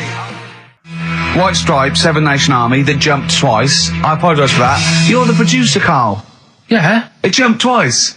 Well, it's not my fault if people are slipping around because the burger's on the floor. You're trying to squeeze my head when the song's playing. What difference does that make? Anyway. Right. Don't do any. Right. I've just got some grapes there. We've counted them out. What's the record then? Okay, well, the most grapes eaten in 3 minutes, you've got 3 minutes, Carl, and you've got to beat Matt Hand from the UK, who consumed a total of 133 grapes in 3 minutes on the 8th of November 2001. Right, there's 150 there. 150 in there. Right. Okay. So you've got 3 minutes. What are the rules? The rules You just are... got to eat them and swallow them. And it's like Cool and Luke, right? You got to just stuff them in and don't choke, because I got worried with the burger. That's a good advert for McDonald's, isn't it? Not only was I impressed by the cheapness of them, but he couldn't even get one in his mouth. Yeah. So value for money there. Maybe they'd like to send us some free stuff. Yeah, free or just money. Any some money would be good. Next week, Carl, you're eating Sony Walkmans. That's right. Yeah. Available for... Right.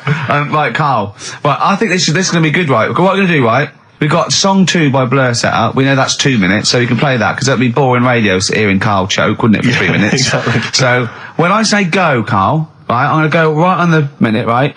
You've got to have a handful of grapes, and you've got to press Song 2 by Blur. When we come back, you'll be stuffing your face. Hold on. You don't ever do that. How can you work the buttons? I can do that. No, I don't think you can. You cannot touch the grapes until the opening note Yeah, of but Song hold 2 on. begins. When the Blur 2's, when Song 2 stops, can we just push up the fader? So because you'll be stuffing Don't worry, your face. we're almost, let's go, if we go, Okay. any second now. Okay, right, You're okay. ready, 3, 2, 1, go! And he's off. That's good work from Carl there. He's approaching it cautiously to begin with. Cautiously. And he's Come on! We should have done this, that's what we should have done. Well, let's just, just keeping people up. Come on, don't make him laugh. He's choking. He's choking. Oh, Carl! Quick! Keep going, Carl. Come on! What happened? Did he just throw up? No! Don't make him laugh! Oh, Come on! we can make wine. Come on, Carl. You're doing so well, Carl. mate. I want to go. Come on. Only... Why are you making him laugh? That was a world record attempt. Come on. He's over the... Keep going. Come on! You got 25 seconds. Come on. Oh, I think that was a shame actually, because you were doing well, but something went wrong.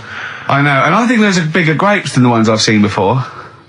They're quite big grapes. Look at his face, he looks so despondent. Come on, Carl, 8 seconds. Just a few more. 5. Come on, what's the matter? 2, 1.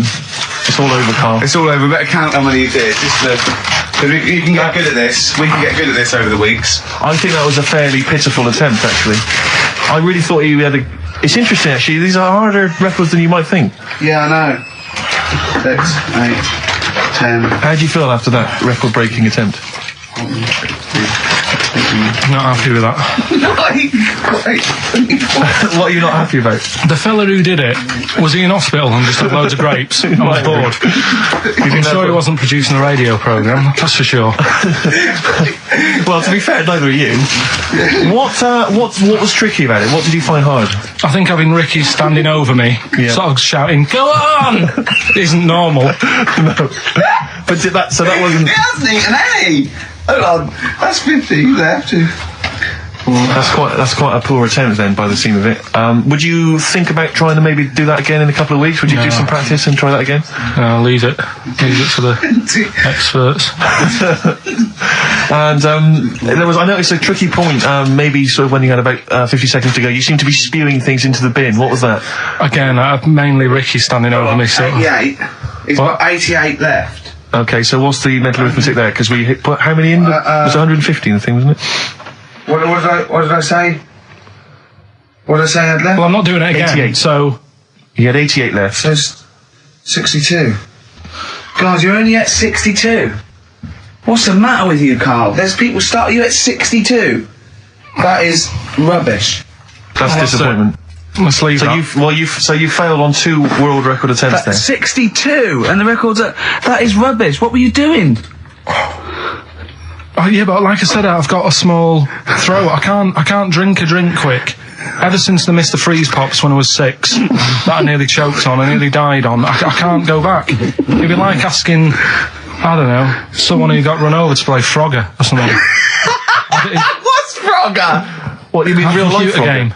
Well, just a computer game brings back memories, doesn't it? And I can't do that. What's Frogger? Does Frogger get run over? Yeah. It's a little frog. It has to run across a big... Do you know who he reminded me of? Apart from Hamburglar and Zippy and all that. When he was mentioning those grapes, because the shape of his head, it looked like a game of Pac-Man. Yeah. It did, as he was getting to him, it looked like... We should have had that music. It looked just like it. Oh, Do you remember there was a board game version of Pac-Man? Was there? I mean, the only thing that Pac-Man had was the fact that it was on a computer and it was a little face eating things. But imagine that as a board game. But there's board games of like things that you don't need board games for. Yeah. It's like there's board games of charades. Do you know what? You don't need that. It's like parlour games. Board games of let's watch the telly. Yeah. Let's play sit around. And it's all like 1999. You don't need it. New from Mattel, a stick. Simply run along, clanking it against a fence or a metal grate. It's fence stick. In a picture of it. Oh, Nan, that's my stick. I'll tell you That's what. my fence stick. Do you know I saw in a shop recently the board game of Cold Feet, the TV show. That is a winner. You are John Thompson. Yeah. Go back. Yeah. It's a good game. Drink 8 pints. Go on. Songs of phrase. Songs of phrase, nicely done. Right, we'll get this going. How do you feel, Carl? Yeah, all Again, right, all right. disappointment. Disappointment probably to your family and friends. Well, I don't think they'll be that gutted, to be honest. Right, songs of phrase. Well, Carl, why don't we play people come up with songs of phrase? Because it's a big tease. People love that. Yeah. You know, it's one of the hot new We've got quizzes. one more thing for you to eat. No, I'm not doing any more of that. Seriously. Play a song? Right, songs of phrase next. Right. That was rubbish, that half hour. Rubbish. That's great. Roots. The Seed. XFM 104.9. I bet that is a record. I've eaten grapes whilst DJing. Possibly. I'm assuming if there's any listeners out there that have a record-breaking attempt they'd like to see Carl undertake in future weeks, they should email in. I think Jono's got that one. You know, we should give the prizes away. Yeah, well, Carl. this has been dreadful. This thing. We started off well with him trying to put 4 burgers in his mouth, and then he come up with this tat. I mean, this is the end of this because it's. I mean, it was shoddy to start with. No, let it do a couple. Well, this is not only. Well, I'm just saying, this is what I was saying in the pub yesterday when you try to be sick on my leg. I was saying, come up with new ideas if you don't like them, but you diss them on air. Well, it's just disappointing, isn't it? And Right. What's that? I was disappointed when I was choking before. We were disappointed as well. Yeah, you didn't try. You didn't try with the grapes. You were just like chewing on that. You meant to just throw them in and swallow them. Kings of Leon, California Waiting on XFM 104.9. Do you know what, Steve? We get emails and we got our posters up around this show and people enjoy it, but I don't think we get the credit we deserve for picking the music. It's true. Because we're totally unplaylisted, and I don't know if people know about this, that mine and Steve's sort of first passion before comedy is probably music. We're really, we love playing each other sort of records and that. And maybe when we come back, we should do a show where there is no pressure to, like Carl doesn't press the buttons for us, pre-record it, where we just swap each other's sort of ideas for music. It'd be like the Ricky Gervais compilation tape. Well, sort of like, we're not talking John Peel, where we try and find obscure Belgian jungle and do demos. Everything from, Kings of Leon, Lou Reed, maybe a bit of 80s stuff that people have forgotten about. Beautiful songs. So what do you think? I'd love to do that, Rick. I mean, genuinely, there's nothing more exciting to me than introducing to someone a song which they then go on and they love and they listen, maybe they buy the album, But that's something to think about, maybe, for later. Yeah. Well, it's like you say, the pressure to kind of come up with some, high caliber chat between each record, it takes a toll. But yeah, and that's it's a passion of ours, and we'd love to. But now it's Rockbusters. Bad Time from the Jayhawks on XFM 104.9. Steve Merchant, Ricky Gervais, Karl. We're having a good time. We are indeed. All right, Karl, what you got lined up for us now? Right, well, you've got a choice. Nearly Dead. You can have a bit of educating. Yeah, let's have educating. Come on. Educating Ricky. Actually, can we just clarify what this is? I think a lot of new listeners perhaps aren't familiar with this. It's when Karl looks on the internet and finds a weird story about the double knob fun, and tells me about it. And it's usually not true. Okay. If it is true, I know it already. Go on then, Karl. They're not really weird stuff. It's just stuff that's gone on. That's interested me. That's all it's about, and I educate about it. I should just confirm that we've had a number of emails that say the baby born without a knob and then having one transplanted from a baby that luckily enough had two knobs is apparently true. Right, listen. So, I don't question that you could be born with a deformity and get someone's, fingers, knobs. What I'm saying is, it didn't happen with the doctor goes, I'll leave with it. I don't believe it. That baby's got two knobs. Exactly. What a coincidence. I bet that little bit of information isn't in there, is it? Sure. That he went out the door, I'm going to get a coffee, came back, bloody hell, hold on, look, here's an extra knob. I found an extra knob. We can put that knob on there. Perfect. Travis, writing to reach you on XFM 104.9. All right? A couple of emails here trying to respond to our requests for nursery rhyme related information. Oh, go on. Nikki Williams says that she was at infant school and she had a nursery rhyme book, and in the book, and this may just be the illustrations, but apparently the 10 in the bed in there were small baby monkeys, which you'll be loving, Karl. But again, I suspect that might just be the illustration that accompanied I remember I had a book of nursery rhymes when I was little, and my brother, he was older than me, and I was about 5, so he was about 16. And I remember him and his mate just absolutely cracking up, because it said, up Jack got and home did trot as fast as he could caper. He went to bed and bandaged his knob, N-O-B, with vinegar and brown paper. I've since found out that knob is like the old English for head, but I didn't know why they were laughing. Of course. They were just cracking up. This was, whenever one of my mate's brothers came around, he said, where's your nursery rhyme book? And he'd read it to him. Yeah. And it was just the funniest thing in the world. The brown paper and vinegar was a popular method, because didn't Jack and Jill use that? They used something similar. No, that was Jack and Jill. That was Jack and Jill. Yeah, that's Jack when he broke his crown, which obviously, that means his head as well, doesn't it? Yeah. So he's fractured his skull on a sort of like an outcrop of rock. Yeah. And then... is that still used, the brown paper and vinegar? I don't think it is. I don't know, maybe in Manchester they're still using that, I'm not sure. Yeah. Tracy and John Burton say that they reckon a Humpty Dumpty was actually a cannon that used to sit on the walls of the castle in Colchester where they live. That makes sense. Yeah, that would make a lot more sense. on a wall, had a great fall, the King's One couldn't put them together again. So it had got... they broke the cannon, or it meant it exploded. Maybe the cannon fell apart. Because people used to get blown up by cannons just doing it wrong, didn't they? Sure. Which is hoist by your own petard. Right. Where that comes from. Right. Coming back and blowing up in your face. So that makes slightly more sense, because you would want to send for the King's Men then. Yeah, and the horses. I think the horses just came along anyway. That was quicker. Sure.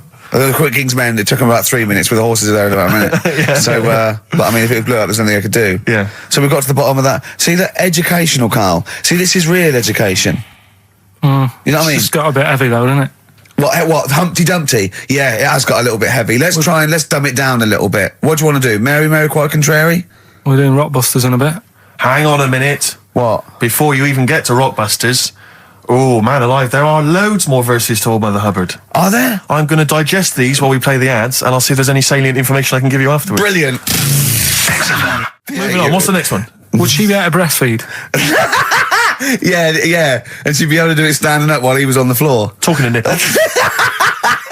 Hey, come on. There's a lovely juicy pair over there. Okay, I think that's the last show. People should actually phone in and speak to Carl and try and convince him. forget that. Yeah, what's the number, Steve? Forget that. We haven't got time. Yeah, he hates answering it. We'll do it during the record. Leave it. Phone in if you want to speak to Carl. If you know the number, call in, try and convince Carl to kiss a little nipple. Don't want to. Rick, I should just point out that I feel... Don't answer back. Come on, I think Carl has offered nothing there. I think those educating Rickies were appalling. They're And the only rubbish. thing, the only thing that would redeem the show is if he kissed the nipples. Kiss a nipple. it's not Phone gonna in if you want to speak to Carl. If you know the number, call in and try and persuade Carl while this record is on. We'll answer the phone. Phones are still going mad. Answer one. Just put with someone out. Kings of Leon, California waiting. He was rude. He's so rude to people. They phone up and they say, "Oh, kiss his nipple." And he goes, "Yeah, all right." And he hangs up on them. What am I Answer the meant phone. to say to Put them someone? on air. Answer the phone and be nice to whoever it is. Be nice to them at Putting least. people on the air. Hello. Carl, Yeah. Speak to Carl. why don't you speak about that human monkey that was on the other day? Old news, man. How long have you been listening? Listen, can we forget the monkeys? What do you think of his nipples? All right, then just kiss his nipple then for... I'm not going to kiss his 500 quid. nipple. I'd do it for 500 quid, easy. Would you? Yeah. But why? Why do you want me to do it anyway? What are you getting out of that? Oh, come on, mate, 500 quid. It's worth it. Yeah, but... If you got the money, you probably get more out of him if you want. It's not about the money, really. I can think of Suzanne. Suzanne, you come on 500 quid and go, there you go. Just I kissed his nipple, 250 quid each. She gives me more. It's not hard. It's not happening. Right, it's not happening. Did you just cut him off then? Well, there's another fella there. Who's that? Hi, my name's Linda. Right. All right, Linda, you all right? What would make your day, Linda? If Carl actually gave it a lick, not just a kiss. Forget it. What? I think what else has gone on? Well, while you're thinking, Carl, I should just tell you now, you threw that question out earlier, why are ginger people historically mocked? We've had a couple of responses on the text, 83XFM. Again, as ever with XFM listeners, don't believe what they say, don't trust what they say. But one of them... Have we got any respect for anyone in the world? I'll get back to you. Pete in Tooting, now again, I think this is nonsense. He claims that the reason ginger people are disliked is because Judas was ginger from the Bible. I don't know where he's come up with this idea. No, I've heard that. But are there a great many people from, the Middle East who are ginger? Well, that's probably why he stood out. Sure. And he was probably fed up, and he thought, I'll get him back. Yeah. Maybe... Unless he had his hair dyed ginger when he was on the witness protection scheme.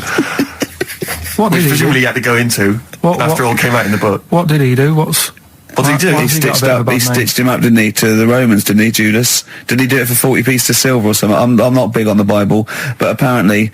Incidentally, if you'd like us to stitch up any kind of messiahs for 40 pieces of silver, just get in touch, 83XFM. We're willing to do that for you as well.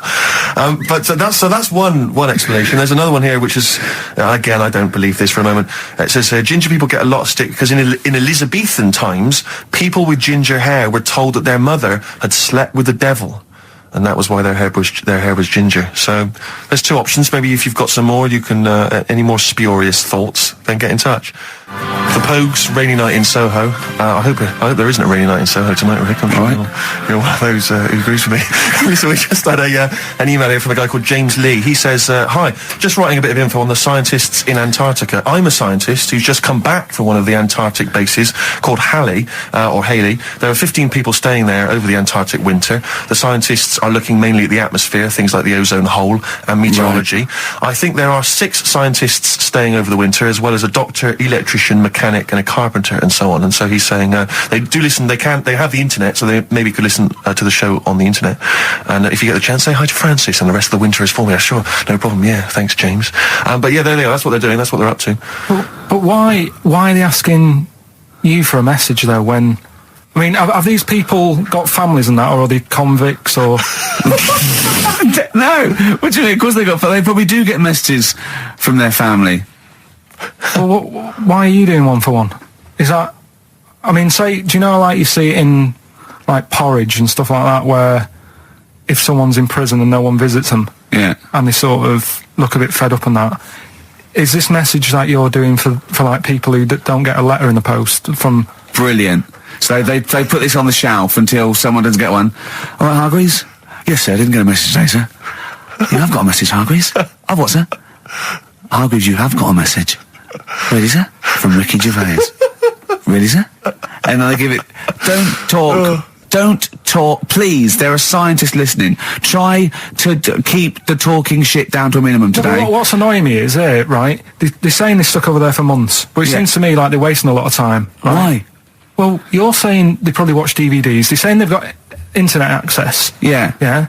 They're Well, I'm wrong. Listening to messages, Yeah. get the job done and go home. Well, then we don't have to tell them anything then, because they listen to the internet. If they've got the internet, then, yeah, it's a waste of time. Good point. Play a record. Well, hang on, before that, here's a good point. You've had a long time to research what's been going on in the world. We just had an email here from Nicholas who says, why haven't you told them about the recent Pig Olympics that just went on in China? You've missed that one, Carl, once again. Who won? XFM. Anthony and the Johnsons. Isn't that beautiful? Interesting. Hope There's Someone on XFM 104.9. I'm Ricky Gervais with me, Steve Merchant, and Karl Pilkington. Well, Karl, more revelation. We were talking about it last week, but Karl brought it up again, just now. Didn't want to go to the doctors, didn't want to have a full sort of body checkup that may save his life, because he saw on the website they do a test where they have to insert a finger in his arse. Oh, don't tell me about it. Why? Don't put it on the website. Just we look at your heart. Yeah. We'll check your blood pressure out. Yeah. And then they could just do it quickly. Could just sort of say, right. How do they do it quickly? No, but what I'm saying is it's worse, isn't it? Going in there, knowing that, I mean, they've got it on the website. So you're on the journey on the bus thinking, in about 20 minutes I'm going to have a finger up my arm. But they're doctors. Yeah, but just They're not doing it for a laugh. They're not filming it with a two-way screen. They're not putting on boxing gloves so it hurts more. They're up. Oh, it's prostate's all right. Out again. Out again. I'm just saying, in the day, the sort of... Do you think they're in the pub going, here he comes? It's Pilkington. I had my finger up his arse today. Do they allow ladies to do that? Do they allow female doctors to do it? Of course they do. They're doctors. That's worse. Then. You're sounding like him. No, I'm just interested in, because, do they allow female doctors to do the finger up the arse thing? Of course they do. They're doctors. Forget the female and male. They are doctors. Right, do you know any female doctors to do that? But what I mean is, isn't it a bit like if you're being searched at an airport, and you're a woman, they send in a woman person to search you. They don't send in a bloke to do it. Is that the same thing? Yeah, they probably trust someone who's gone through 6 years medical college not to be taking the piss as opposed to a fat security guard who couldn't get anything else. Do you know what I mean? You're talking about there's doctors all the time coming out in the papers, they gave them this so they could look at their boobs or whatever, or, it's always, you're always hearing stuff about dodgy doctors. But what I'm saying is, the reason why they do that security, because there's lots of security people, and they can, for your own, for your own modesty, there's a female one to search females and a male one to search males, and that's fine. But there's not like 4 or 5 GPs to choose from, and you go in there and you go, is it your arse and testicles? Do you want a bloke or you accept what if they've got it. long fingernails? They don't have long fingers. What do you think this female GP looks like? She's sitting behind the desk like Cruella de Vil with cleavage and long red false nails, going, "Hello, love, bend over. This may hurt a little bit." There's gloves and Vaseline. I don't believe there's 2 of you now in the room. Carl, they're doctors. They have to. What would you rather do than put the hand down your throat and round your alimentary canal to feel your arse? It's a quicker way in. You seem to know a lot about these doctors who stick fingers up people's asses. You're a very well-informed gentleman about this sort of thing. Well, say if they did find something, Yeah. would you then have to get like a second opinion, so someone else's finger? Well, no. They test it to see if there's anything suspicious. That it's usually a swollen prostate, which can be anything. So they catch it early, and that's it. They feel up there. But if you want a second opinion, then the same doctor will just stick a thumb up and have a feel around then. So it always works in the same way. Yeah. Well, if there's a doctor who can, I don't know, put me at ease. I mean, surely there's another way around it. I don't believe that. I mean, what is this? 60 million people or something in the world, isn't they? 60 billion or something? Well, 6 billion, something? Yes, you got it. Right. You hit it. Well done. That's good work. Right, so yeah, there's 6 billion, did I say? Yeah, what's 6 billion then? Loads, isn't it? Yeah, but... So if you want a doctor to phone up to assure you that the finger at the bum thing's not painful and that it's necessary, and Just that that it's it's not just someone necessary, trying to really. get kicked. Just that it's not an easy way round. All right, what's the phone number here? It's changed, haven't they? Oh, You're the producer! Hang on, here it is. 0871 222 1049, and I think you select option 1. It tells you anyway what to do. Please, if you're a GP, or you've, even if you've completed medical, I mean, we want a qualified doctor, really. Anything else is not good enough for Karl Pilkington. We'd love to, you can ask him all the other questions, because Karl, as I said last week, he doesn't feel his own testicles because he doesn't like the feel. Yeah. So, I'd like a doctor to explain to him how necessary that is. And this is truthful as well. I've got very slight pain around the genital area at the moment, and I think it might be some kind of groin strain, but I'm a little bit anxious, not entirely sure Yeah, what it is. you've been with me twice when I've gone along to get them checked. Yeah. And I'll go, oh, what's that? Yeah. It's terrible. I mean, but, it's usually, I think you're in a pretty low risk, aren't you? I'd hope so. You're coming out of the 20s. I think testicular sort of, I shouldn't be doing this, I'm not qualified. All they said was to me sort of like it's 20s and 50s. We're into Mine sort of felt like they dropped a bit the other week when I was on holiday. I don't know if that's like when you're relaxing or I was wearing shorts a lot. How far? If it's 2 foot, it's too far. I was having problems walking. What do you mean? Why? No, it was just a bit. I had shorts on all day. I'm happy and walking about on the beach and what have you. And then at the night when I put some long trousers on, I was sort of walking like a ricket. They probably like stretch a little bit. Sometimes, I told you when I was about 18, I was scared. I went to the doctor. I felt a pain, right? And because I was doing biology, I thought I'd show off this doctor. I said, I've got a pain. I think it feels like it starts in the epididymis and goes up through the urethra either. And he went, finger up the arse. He said, your jeans are too tight. They're squashing your balls.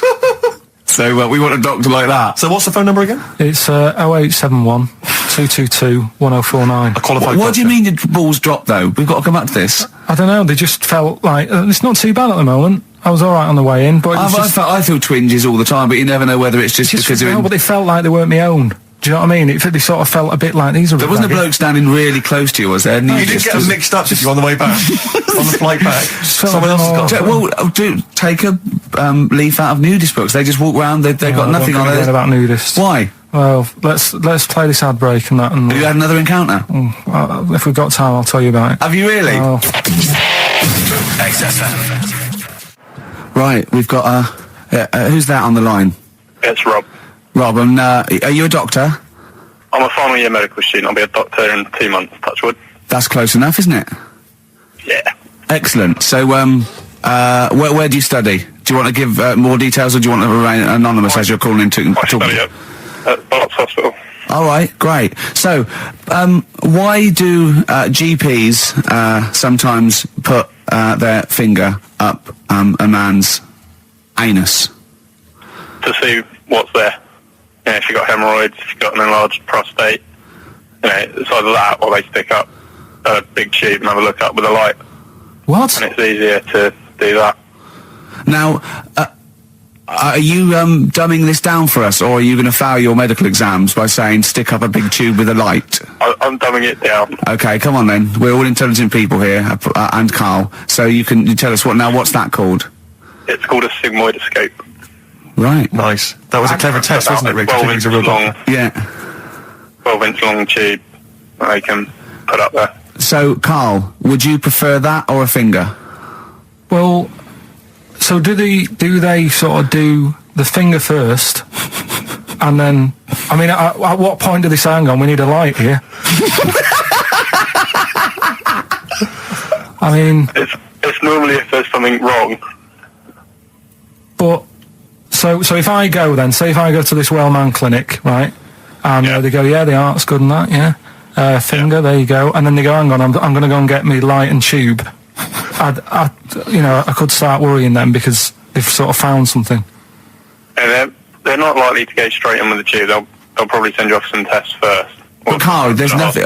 But you go to these places to put your mind at rest and to know where you are with your health. I mean, it's not that you go along. That's what most people worry about. They think that because I'll go along and they'll find something. Well, one, that's illogical. It doesn't heighten the fact they find something because you go along. And two, if they do find something, it's a good job you went along. I mean, I'm a hypocrite because I don't go to the doctor, but you know, I've had that done. You should be concerned if when they shine the little light in your ear, it comes out the other side of your ear. No, the other ear comes right out the other side. That's when you should be worried. But Rob, right, you said then, if they find something, they send me off for some tests. Why can't I just have the test without that and cut out the middleman? Do you know what I mean? Because you're wasting lots of money. There's hundreds of tests they could do, and they could do every test, and they could all come back with nothing, or they could do the finger up there and send you for the 3 tests you need to find out what's wrong with you.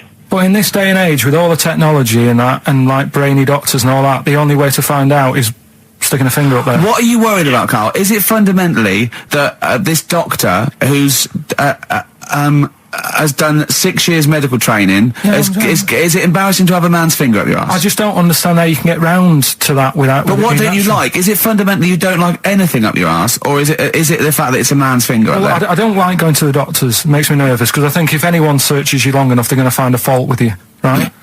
And especially if they're going that far into you. They're going to find something. And probably not. Well, you know, I just don't... I don't know how to get round to that sort of... that point where you get a... What do you talk to the doctor about? He's like, all right, nice day. Strap your trousers. He goes, he says, I'm gonna just, Most people just shut up and let you do it, and then breathe a sigh of relief when you say there's nothing there. Yeah. But is that at the end of the test, or is that the first thing he does? It's the last thing. So that trousers up out the door. Because he knows it ends conversation. He knows it's a bit of a faux pas. The doctor says, I better not kick off with the finger up the arse. Well, what I do is I'll start on with the, the head, and then we're down and go, one final thing, Mr. Pilkington. So Rob... He drops his keys and he goes, pick them up. And as you bend over... Will you be doing this, Rob? Is this what you're, like, open to do? You do all these... I'll have to do it at some point. All doctors do it at some point, no matter what they specialise in. So the first one, is he another doctor there to sort of make sure you're doing it right? Not dentists. No, but do you know... aren't doctors anyway. But do you know what I mean? Like, normally it's like a co-pilot will have someone with them for the first one. So when you put your first finger in, will someone be there going, right, you just want to move to the left of it? I've already done it. Have you? Yeah.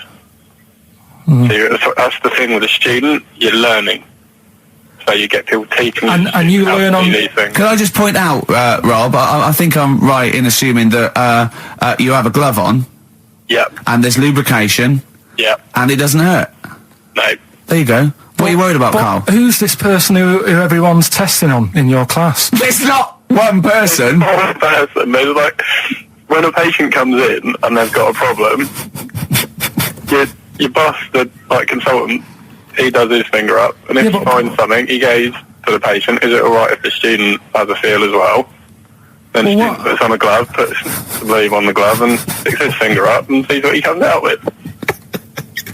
Rob, I wish you could see Carl's face. I mean, his face when you said, and he says, can this fella have a go as well? He looked horrified. That he thought it was a free-for-all, like there's a queue of people trying on gloves and going, let's have a go. That looks good up there. What have you found? No, I mean, how come you had to sort of... Is it not something you could test on yourself rather than waiting for other people to come in? Because then you know... It's an awkward position to get to, really, isn't it? Well, but you can have a good rummage then without feeling too awkward, but to sort of have a go on your first patient when you don't really know what you're looking for anyway, do you know what I mean? Never really thought about it. Because you don't... If you've never done it before... You pop your finger in there, and you've got to sort of look. You've got to have an expression on your face, like you know what you're finding. Well, they can't see what you look. They can't see your face. There. You got the big boss consultant man going, now move your finger there, and you'll probably feel this. But he's just done it. He knows what's there. Well, what? Oh, so he's already had a go. He's had a feel, and he's going right. If you feel to the right, that's the conglomerate or whatever. The conglomerate, yeah. Its conglomerate is in perfect working order. Well, I'm still... Thank you, Rob. Thank you. I'm sorry you had to go through this. Carl is probably the worst patient you'll ever encounter in your medical career. Good luck with your finals, and thanks very much. And do you know any female doctors who do this? Or? Thank you. XFM 104.9. Thank you. U2, City of Blinding Lights. I'm going to see them next week at Twickenham. Well, enjoy that. Looking forward to it. Yeah. Thanks again for letting me know about your... old Nobbo and Edge and all that. Now listen, you just got an email there saying, can you turn up your microphone, Steve? Apparently my voice is a little bit quiet. Carl has to do one thing, make sure we're heard. That's all he has to do. Well, I can hear it. Sounds fine to me. Well, not to the listeners, and that's who we're trying to please. Well, Yeah. It's one person, said he can't hear Yes, but we've only got one listener. So if he's not happy, we're buggered. You're allowed to say buggered. Not twice, certainly. Once could have been a mistake. Yeah. Twice, pointing it out is definitely, complaint material. Neil Young from the album Zuma, and that's Pardon My Heart on Beautiful. XFM 104.9. Ricky Gervais, Steve Merchant, Karl Pilkington. We just had a text here that says, and I don't know what truth there is in this, as ever, but John says there is apparently a nude bike ride today in Hyde Park. Now, I can't believe that's the case, because I don't think it's allowed, is it? You can't ride around with your veg check, can you? I don't know. Why would you want to? Well, good point. On a bike? On a bike, I like the fact that that's what disgusts him. I want. Do you know what? If we did appeal for a nudist to call in, I'd want a very specific sort. I want a German nudist, a middle-aged man called Helmut. Okay. If there is any, or the closest one to it. So I want a middle-aged man from Germany. If your name is Helmut, you're in. But I'll accept Hans. Carl would be good, wouldn't it? All right. Yeah. I think I'm wondering if the age might. Maybe we could we broaden that Okay, a just little bit? a German nudist bloke. Right. Can he at least be fat? Can I find a fat German fella? If your name's Helmut, we're going to give you a big prize. Yeah. But, any fat German fella who likes to get his sausage out. Sure. Okay? It's sauerkraut. Yeah. What's the phone number? 0871 222 1049. It'd be good just to get an email or a text with a contact, wouldn't it? And then I can just call them up in the week. Sure. And 83936 is the text number. I don't know what our audience demographic pans out like, Rick, but I'm suspecting that's probably a fairly small fraction of our listenership. I know, but the fat there must be German someone out there. If you know a fat German who likes to get his tackle out, phones are going. Straight away. Just answer it, Carl. Just answer it. Just potluck. it could be anything. Well, let's just see what it is. To be fair, it could be a nutter. But just say hello. Just tell your turn. It's not straight away. He'll stay there, won't he? He'll stay there. Well, answer it. Answer it. Leave it. Answer it. Oh, you see this? It's gone. It's gone. There you go. He bottled it, so just as well. Well, you took too long to answer it. Lloyd Cole, Impossible Girl, on XFM 104.9. Wow. Rick, I'm just reading an email we've had, and it is indeed true. Scores of naked cyclists will be wheeling around London today in a mass protest against oil dependency. The World Naked Bike Ride will see the arresting sight of up to 200 daring riders bearing all in their cycle past some of the capital's most famous landmarks. Have they got to wear an helmet? Are they against wearing an helmet? Well, I think they're trying to make a statement, I would imagine. I don't know. Well, they don't have to wear a helmet. It's not law to wear a helmet on a bike, is it? It's for your own safety. It's sensible. You're right, yeah. Well, it's also sensible to just pop some pants on. Just pop some pants on. Are you going to be popping down there and cheering them on? I'm not going anywhere near it. What are they going against? What's the problem that's going on? Oil dependency. I think, generally we're consuming too much oil, aren't we, in the world, and it's going to run out one day, and we've not got any alternatives. Talking of campaigns and things and that, did you see Sir Bob on Jonathan Ross last night? Sir Bob Geldof. Sir Bob Geldof. Yep. Are you going to walk to Edinburgh or sail to France, Carl? What do you think of all this? The G8? I think it's good that, he's doing some stuff for the world and what have you, but probably won't bother. No. Having a walk. What do you make of all this campaigning? He's dedicated his life to this now, hasn't he? Yeah. I mean, it's interesting. I was watching him last night, and I respect the man. I mean, he used to work here, didn't he? Did some shows and that. Mm-hmm. It's good.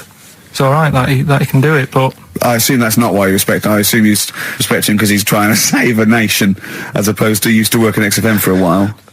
Yeah, I know, but I'm just saying it's good that he's given up a lot of his time to try and save the world and that. But there's a bit of me that's kind of like, is he wasting his time a bit? Right. Well, what do you mean wasting his time? Well, he tried it before, and no, wait. What he's trying to say is that the G8 are I think the 7 most rich, wealthy nations in the world, and Russia, and they get together and they can wipe out the third world debt. I.e., they owe us billions and billions of pounds. They can't afford to pay it back. So he's going to say let's wipe the slate clean and pledge, I think, a lot more aid and stuff to them, isn't it? Mm-hmm. So what do you think of that? But won't they just do it again? Right, what's you thinking? No, I just mean... I knew I had a little diamond in the rough here. I mean, obviously, I admit, I brought this up because I really wanted to know what Karl thought of it. Sure. Yeah, I had ulterior motives. It wasn't just for awareness, for the very worthy cause. It was because I know... Look at him looking at me. Look at him, he looks at me like a cat. Honestly, it's like there's nothing behind those eyes. Right, what do you mean? They're just going to run up the debt again, you think? Well, what I mean is, right, when I was a kid, right, and I wanted to go to the arcade, I'd borrow £1 off my mum, right, and she'd say, don't come back asking for more and what have you. But I'd have a go on a pinball machine or whatever, game on a fruity, and then go back, and she'd go, can I have some more money? And she goes, I gave you £1 before. And I go, I know, but I'm on holiday. And she goes, there you go then. And then I go off and do the same thing. I didn't go, no, I wasted the last one, I'm going to pop this in the bank. Right. So you think that's what's going to happen with... That's a nice metaphor. So what do you think happening there? There's the Africans are blowing it down the arcade. Instead of putting it towards a fishing rod, they're blowing it down the arcade. I'm trying to win a watch. Look, I've got 100 goals. I think this thing is dodgy. Yeah. I'm trying to win a fluffy toy. Bob's saying you're never going to get the Snoopy. You're never going to get the It's Snoopy. always going to fall out of the little claw It's before it rigged. gets to The the claw top. is not strong enough. Yeah. Do not waste it. No, Midge. Midge, you have to write a song. Write another song, mate. They've blown it down the arcade. Brilliant. So that's your genuine logic, is it? Well, I just don't know... if they put me in charge of it, I don't know what I'd do. I just think it's a... Could I just say that will never happen? No. Could I just say to London, Yeah. and anyone listening on Sleep Saturday, easy. yeah, don't worry. Karl is not going to be put in charge of G8. It's not going to be him, Blair Chirac. That would be a joy if it were. That would be amazing. Well, I've got another food-related item here. Now, Karl, I got a little email via my agent sent from someone here, okay, so sent from someone at XFM, okay, and I won't say it was, she just said, I thought this might be good for Ricky to use on Saturday, and obviously what happened is Suzanne has sent you an email in the week, it was Wednesday, and you've returned it, but I think you've returned it to the wrong email address. You returned it to someone here who, of course, immediately forwarded it to my agent for ridicule on the show. Don't panic, it's nothing that bad, okay? It's an email from Suzanne talking about your tea that night. Was Suzanne out on Wednesday night? Was the an England game or something? Yeah. So you were alone. You were home alone, were you, Wednesday night? Yeah. Did you enjoy your meal? Was it a quiche? Go on. Right. From Suzanne to Karl.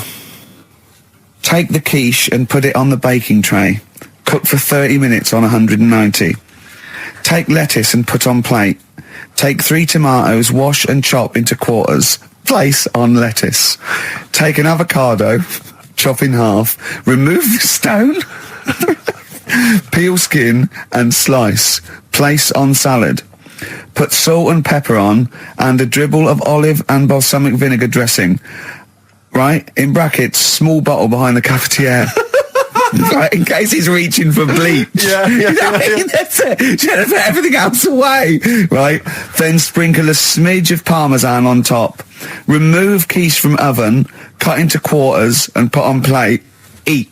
Oh, wow. Does she have to do that every single time she's out? No, it's just that I'm not that good at cooking, right?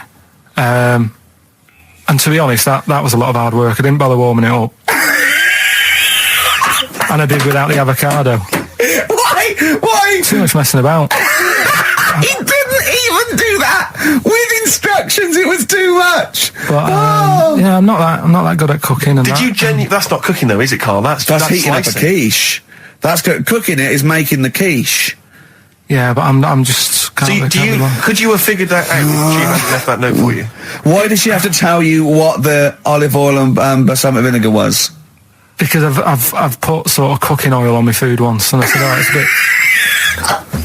bit... It's ever since, right, years ago... I'm gonna die! Years ago... leaving Mr. Magoo at home. It was ever since I put sausages in the toaster that...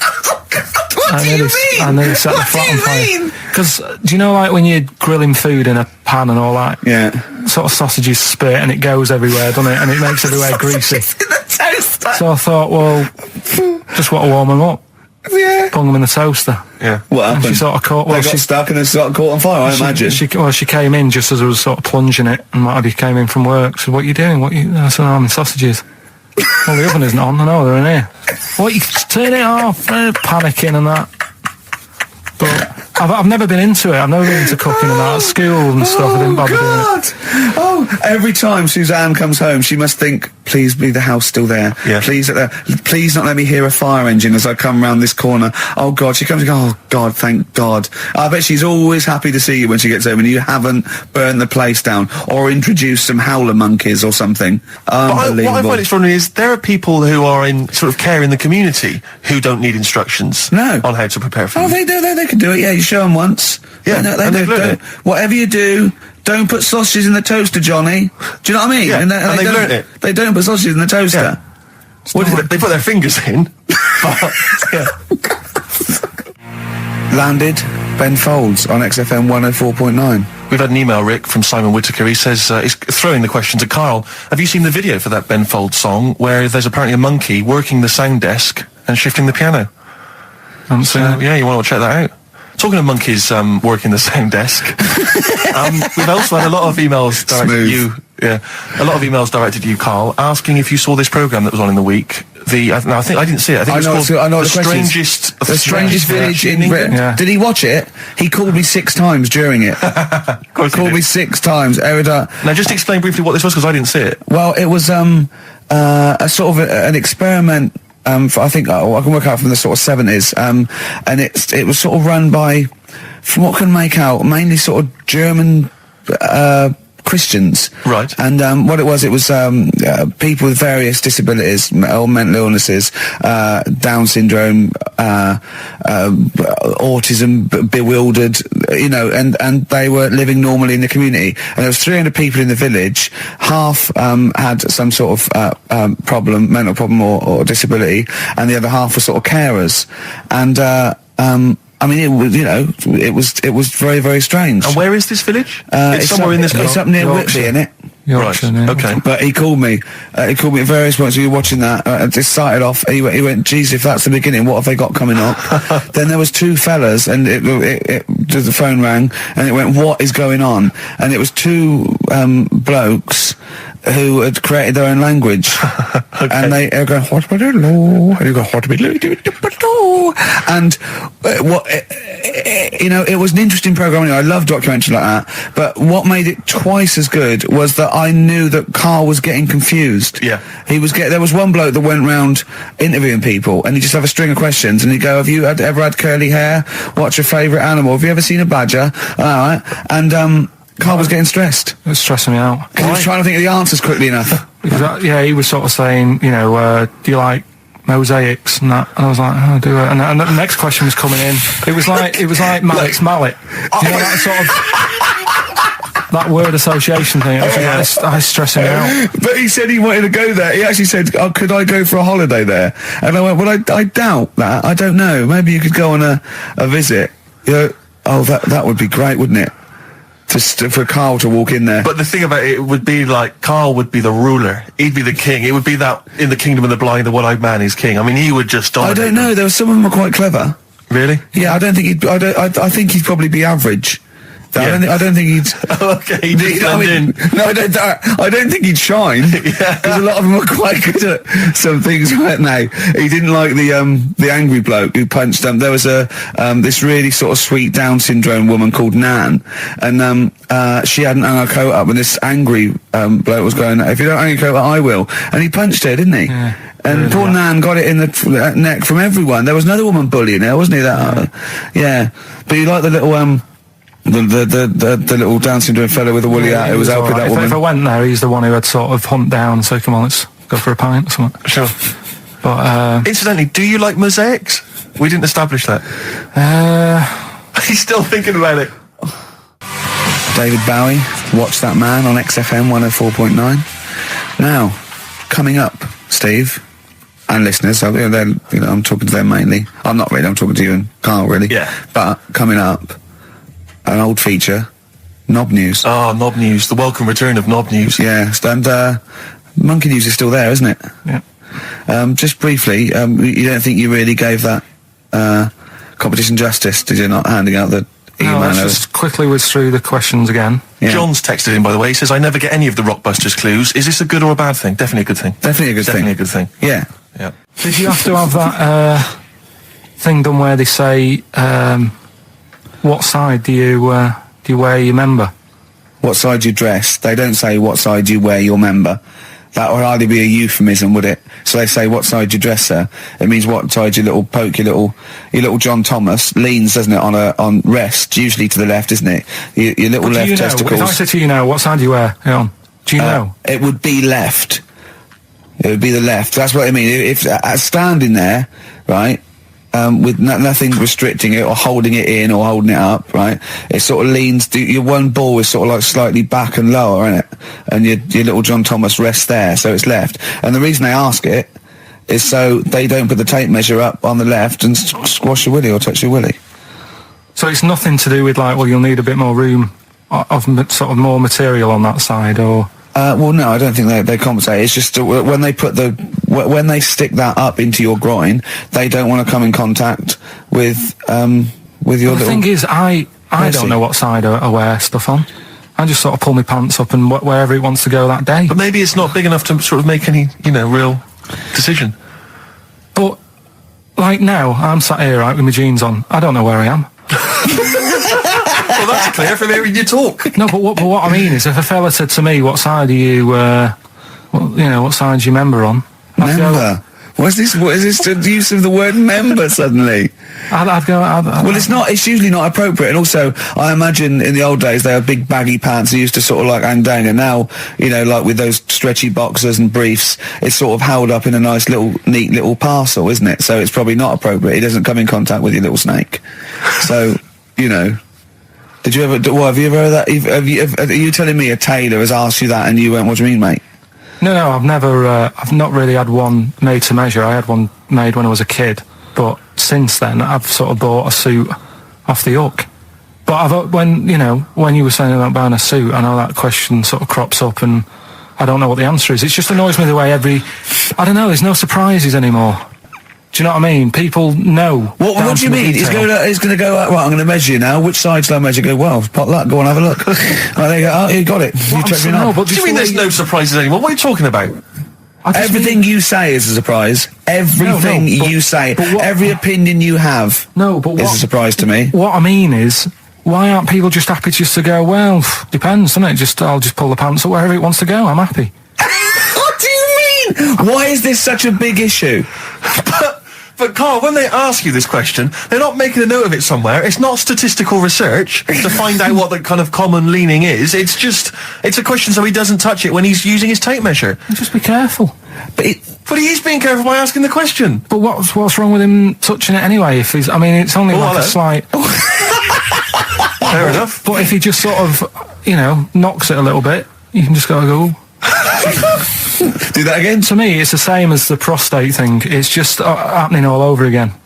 But the doctor doesn't go, what side's your arse on, sir? Trying to avoid the arse. He wants to go, he knows where your arse is and he's aiming for it and he wants to get it up there. He's aiming for it for a good cause. This little fella's going, well, I've got to measure his leg. I don't want to touch the knob. I'll just ask him, sir, do you mind telling me where your cock is so I can avoid it? It's a big difference. But like I'm saying to you, I'd have to have a look first to let him know. I don't know where it is now. I don't know. It could be the left, could be the right. Are you telling me you don't know where your knob is without now? looking? Well, what do you mean without looking? How could... Well, you're saying it as if like... Should we have a guess? Well, have a look and tell us where it is. What are you wearing? What sort of pants are you wearing? I've got my jeans on. But you got pants on underneath them? Yeah. What are they? Briefs or boxer shorts? Boxer shorts. Boxer shorts. Well, it's probably free, but the jeans are probably restricting it. I think it's probably either in the middle, dressed in, or just slightly to the left. Have a look. We'll tell the listeners after the break where's Carl's knob. It's a good competition. Oh, brilliant! We've got to send this to the Sony Awards people. XFM. Run Snow Patrol on XFM. Well, big question. Where was Carl's knob? That's what people have been hanging on for. Yeah. Where was it? Well, I can't believe people have been texting in. Hey, well, guessing where it is. People saying, is it in the middle? Is it in the left? It cost them 10p. Cost them 10p to find out. Just wait, I'm going to give out the answer. You don't win anything, right? Like, strike it lucky. Right? Bottom or middle? Right. It was to the left. Oh! Yeah. I went with the right. That's annoying. See, I thought it would be to the left. If not, maybe if it was all scrunched up, sitting down on your lap, right, it might just pop up to the middle. Just pop out. Like, you know. Well, next week we'll be finding out where yours is. Where's Ricky's bollocks? Landed, Mr. Ben Folds. We've landed on XFM 4.9. Ricky Gervais, Steve Merchant, and little Karl Pilkington, and his magical little manky round baldy head. He was described as a wacky mank in one of the papers this week. Really? Brilliant. Well, remember we were talking about it last week about he came round to my house and I popped out my Mr. Johnson, sure, to take a little look at. And his two that made daughters. The papers. That made the papers. Wow. What paper? It wasn't front page of the Times. It must have been like the Daily Star or something. Just squeeze Live 8 on the second page. Yeah, so wacky mank. Wacky mank. That's wacky great. Mank. Wacky mank. We had an email from someone that reckons they remember you from body popping round Salford way. Yeah, Eccles Precinct apparently. You know that, don't you? I wasn't doing it round there though. What do you mean? I was round Stretford, Arndale. And what were you doing? What sort of body popping was it? Just a bit of everything. Caterpillar, bit of moonwalking. Do you have a little piece of liner you used to carry around? Well, mates had that. Right, you didn't Borrowed bother theirs. Borrowed theirs. Were you any good? But you weren't breakdancing, right? You weren't spinning on your head and stuff. You were more body popping. Well, I hope he wasn't spinning on his head, because you know that can sort of give you little brain damage and things. Well, it can give you brain damage. Also, it can wear your head down, and also it makes your head perfectly round. Yeah. Because the gravity is pulling on. But if you keep on doing it, obviously it's going to wear your hair out, yeah. So you become sort of like a stupid, bald, and roundy headed. Yeah. So I very much doubt that you did do any of that. Did you, Carl? Didn't do any of that. Embrace and Gravity on XFM 104.9. We've had a couple of texts. People obviously can text in 83XFM. That's the text number for the big quiz that's coming up shortly. Rockbusters, still your opportunity to win some of those cracking prizes. Enter your name in the draw if you can unravel the, I don't know what you call them, conundrums that Carl set. Sort of. We've had a couple of texts. Obviously, we're leaving early today. This is a shortened show and our last show of this run. But we've got to leave early. We've got to go down and try and make poverty history. But Rob's texted and he says, only an hour and a half today. Well, poverty does have some benefits then. He's a fan. He understands the show. Who was that little fella that used to write in who hated the show? I forget his name. I haven't heard from him for a while actually. I don't know what happened. No. Maybe he realised that if he hated the show so much, the obvious thing to do was to switch off. Maybe that finally dawned That's on him. annoying. What's his name? Someone will remind us of his name. I like people who hate us to carry on listening. Yeah. It just gives it an edge, doesn't it? Yeah. It's the fact that, that you're annoying someone. I mean, I love annoying people. I know you do. I know. So You're like a kind of walking Chinese water torture. Yeah, exactly. Yeah. Well, how's it going with Rockbusters? Anyone got the answers? Actually, one guy has texted in, James in Deptford, he's offered some answers, and he says here, the guy that hated us, famously, of course, we should have remembered, Dickie Anderson. Dickie Anderson? Richard Anderson, of course. I don't know if Dickie's still listening. If he is, obviously email in ricky.gervais@xfm.co.uk and tell us what you've been doing, how you've been keeping busy and stuff. Yeah. Nice to hear from him. Chris Campling hasn't called, has he, either? Yeah, The one that thinks that not only is this whole show scripted, imagine that, right? But that Carl is a character created by us. Yeah. He's actually an actor. Oh, if only we Look could at take credit that. for A that. shaved monkey we got.